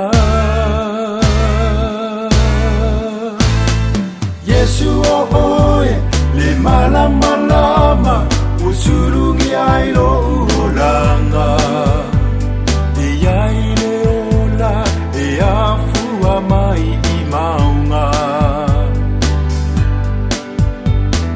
talale langi ilona mamalu utita utino lona lofa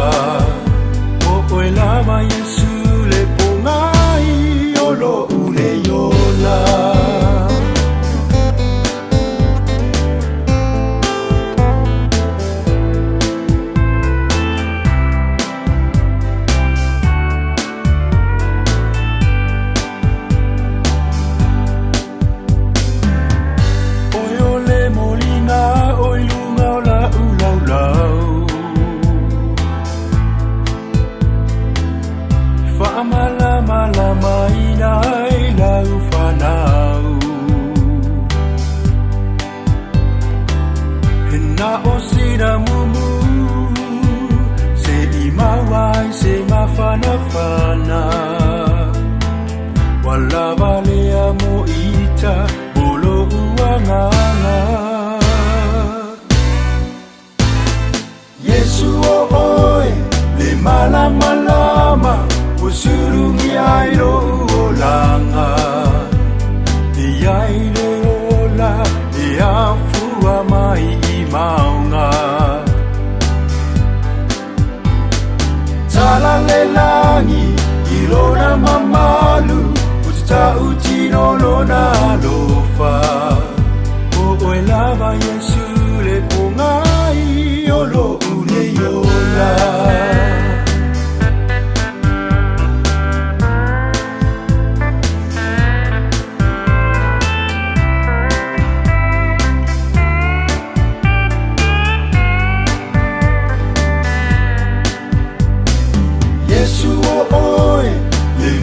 Malama usurungi ailo uranga Iaile ola iafua mai I maunga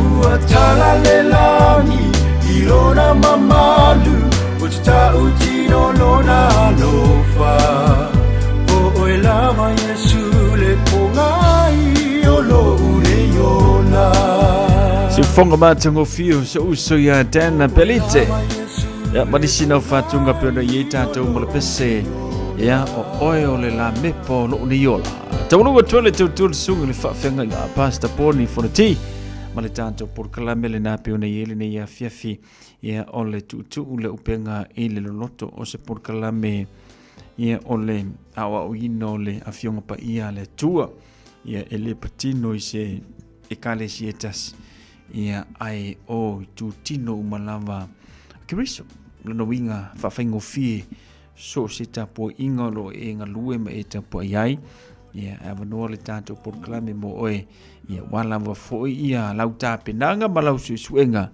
ile afionga pa ia le tua so sani fo ia e tulanga peona e ngalue tu tono ro e kalesia e mesela oe lava ia sa ilinga ia ile afionga pa ia le tua ina ia mo eta tole malama ia ile mata upu male mata upu ia peona ia ila le ni fiafi ia fa tai fo ila na ona ole fa no ino le taimi ia wala vole tanto por kalame peona ia ila te mo sesiona fa popongo le tanto por kalame na ile songo for va ia so asau pe tanto wo le tuai lola malamano simele tua se for 4 minuto na tano se for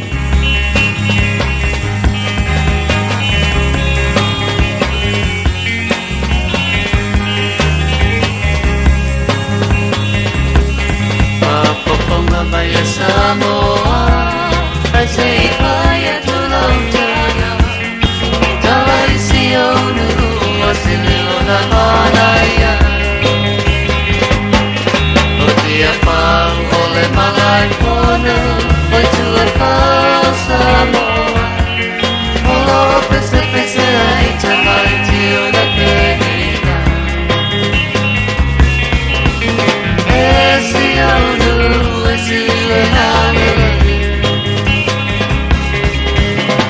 se fuori una vina e una pone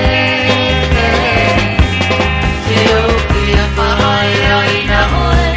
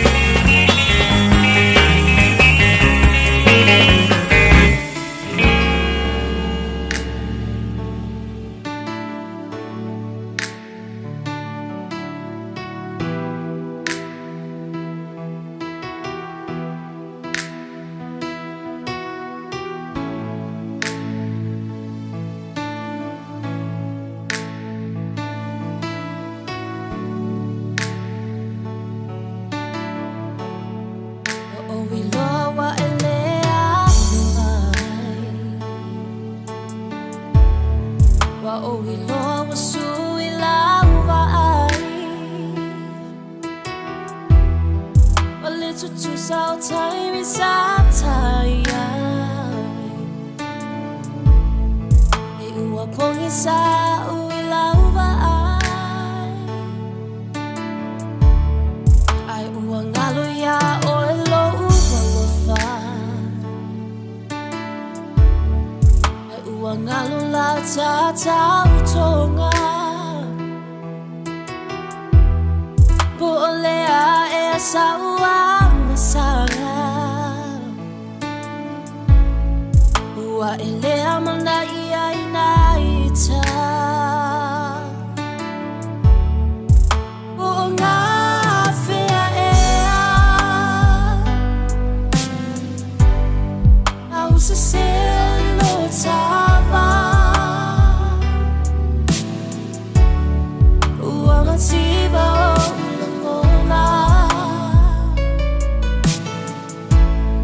to feel what are you falling out Bunga fea Na osa se ai lau alofa Ua mativa o ulangona Wa o inu leipu o ona Le maulo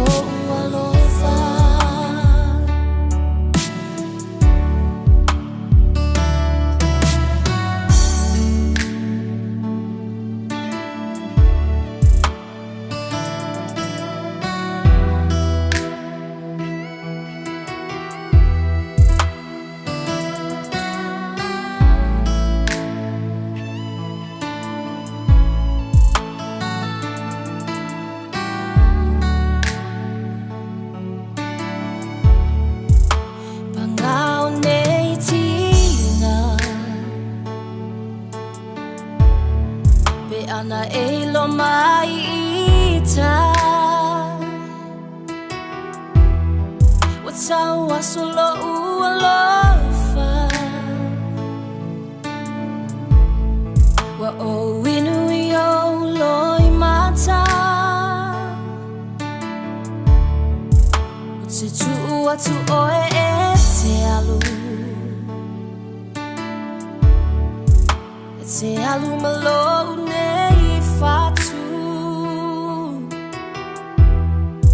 O te le taui atu I lo leanga O le atu alo o sila sila O ngā whea ea Au se selo tawa Ua mativa o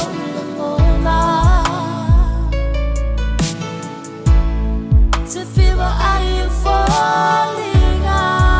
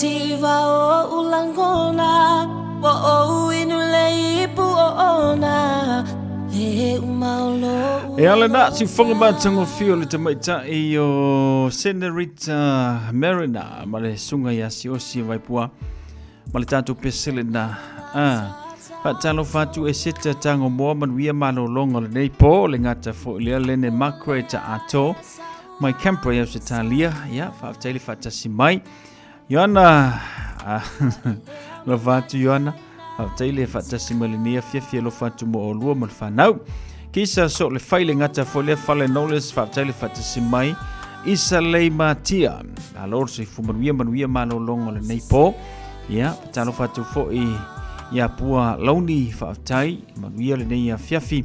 Ia vaitongi Iosefa, whaaftai le whatasi mai, whatiseve, e seta tango moa. Ia, le ngata whalole to telo ne tātou pa angali o ainga apiramo. Ia, mai lato umalawa pio na whatasi mai le tātou tautua.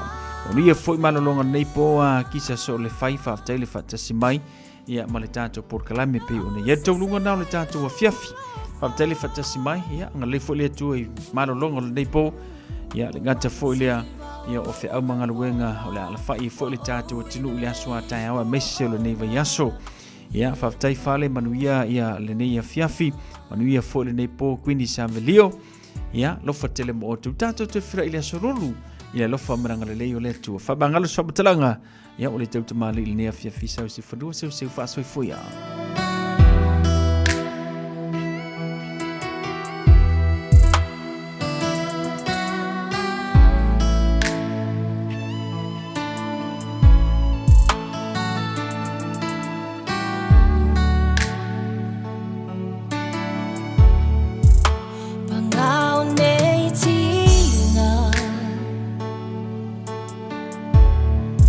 Ana elo mai ita Wata wasolo ualofa Wa o inu yo loi mata Wata tu watu oe e te alu E te alu malo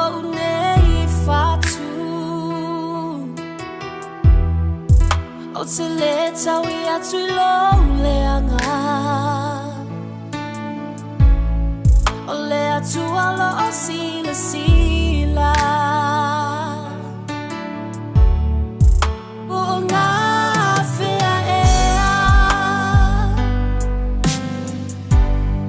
Au se selo tawa Uanga ti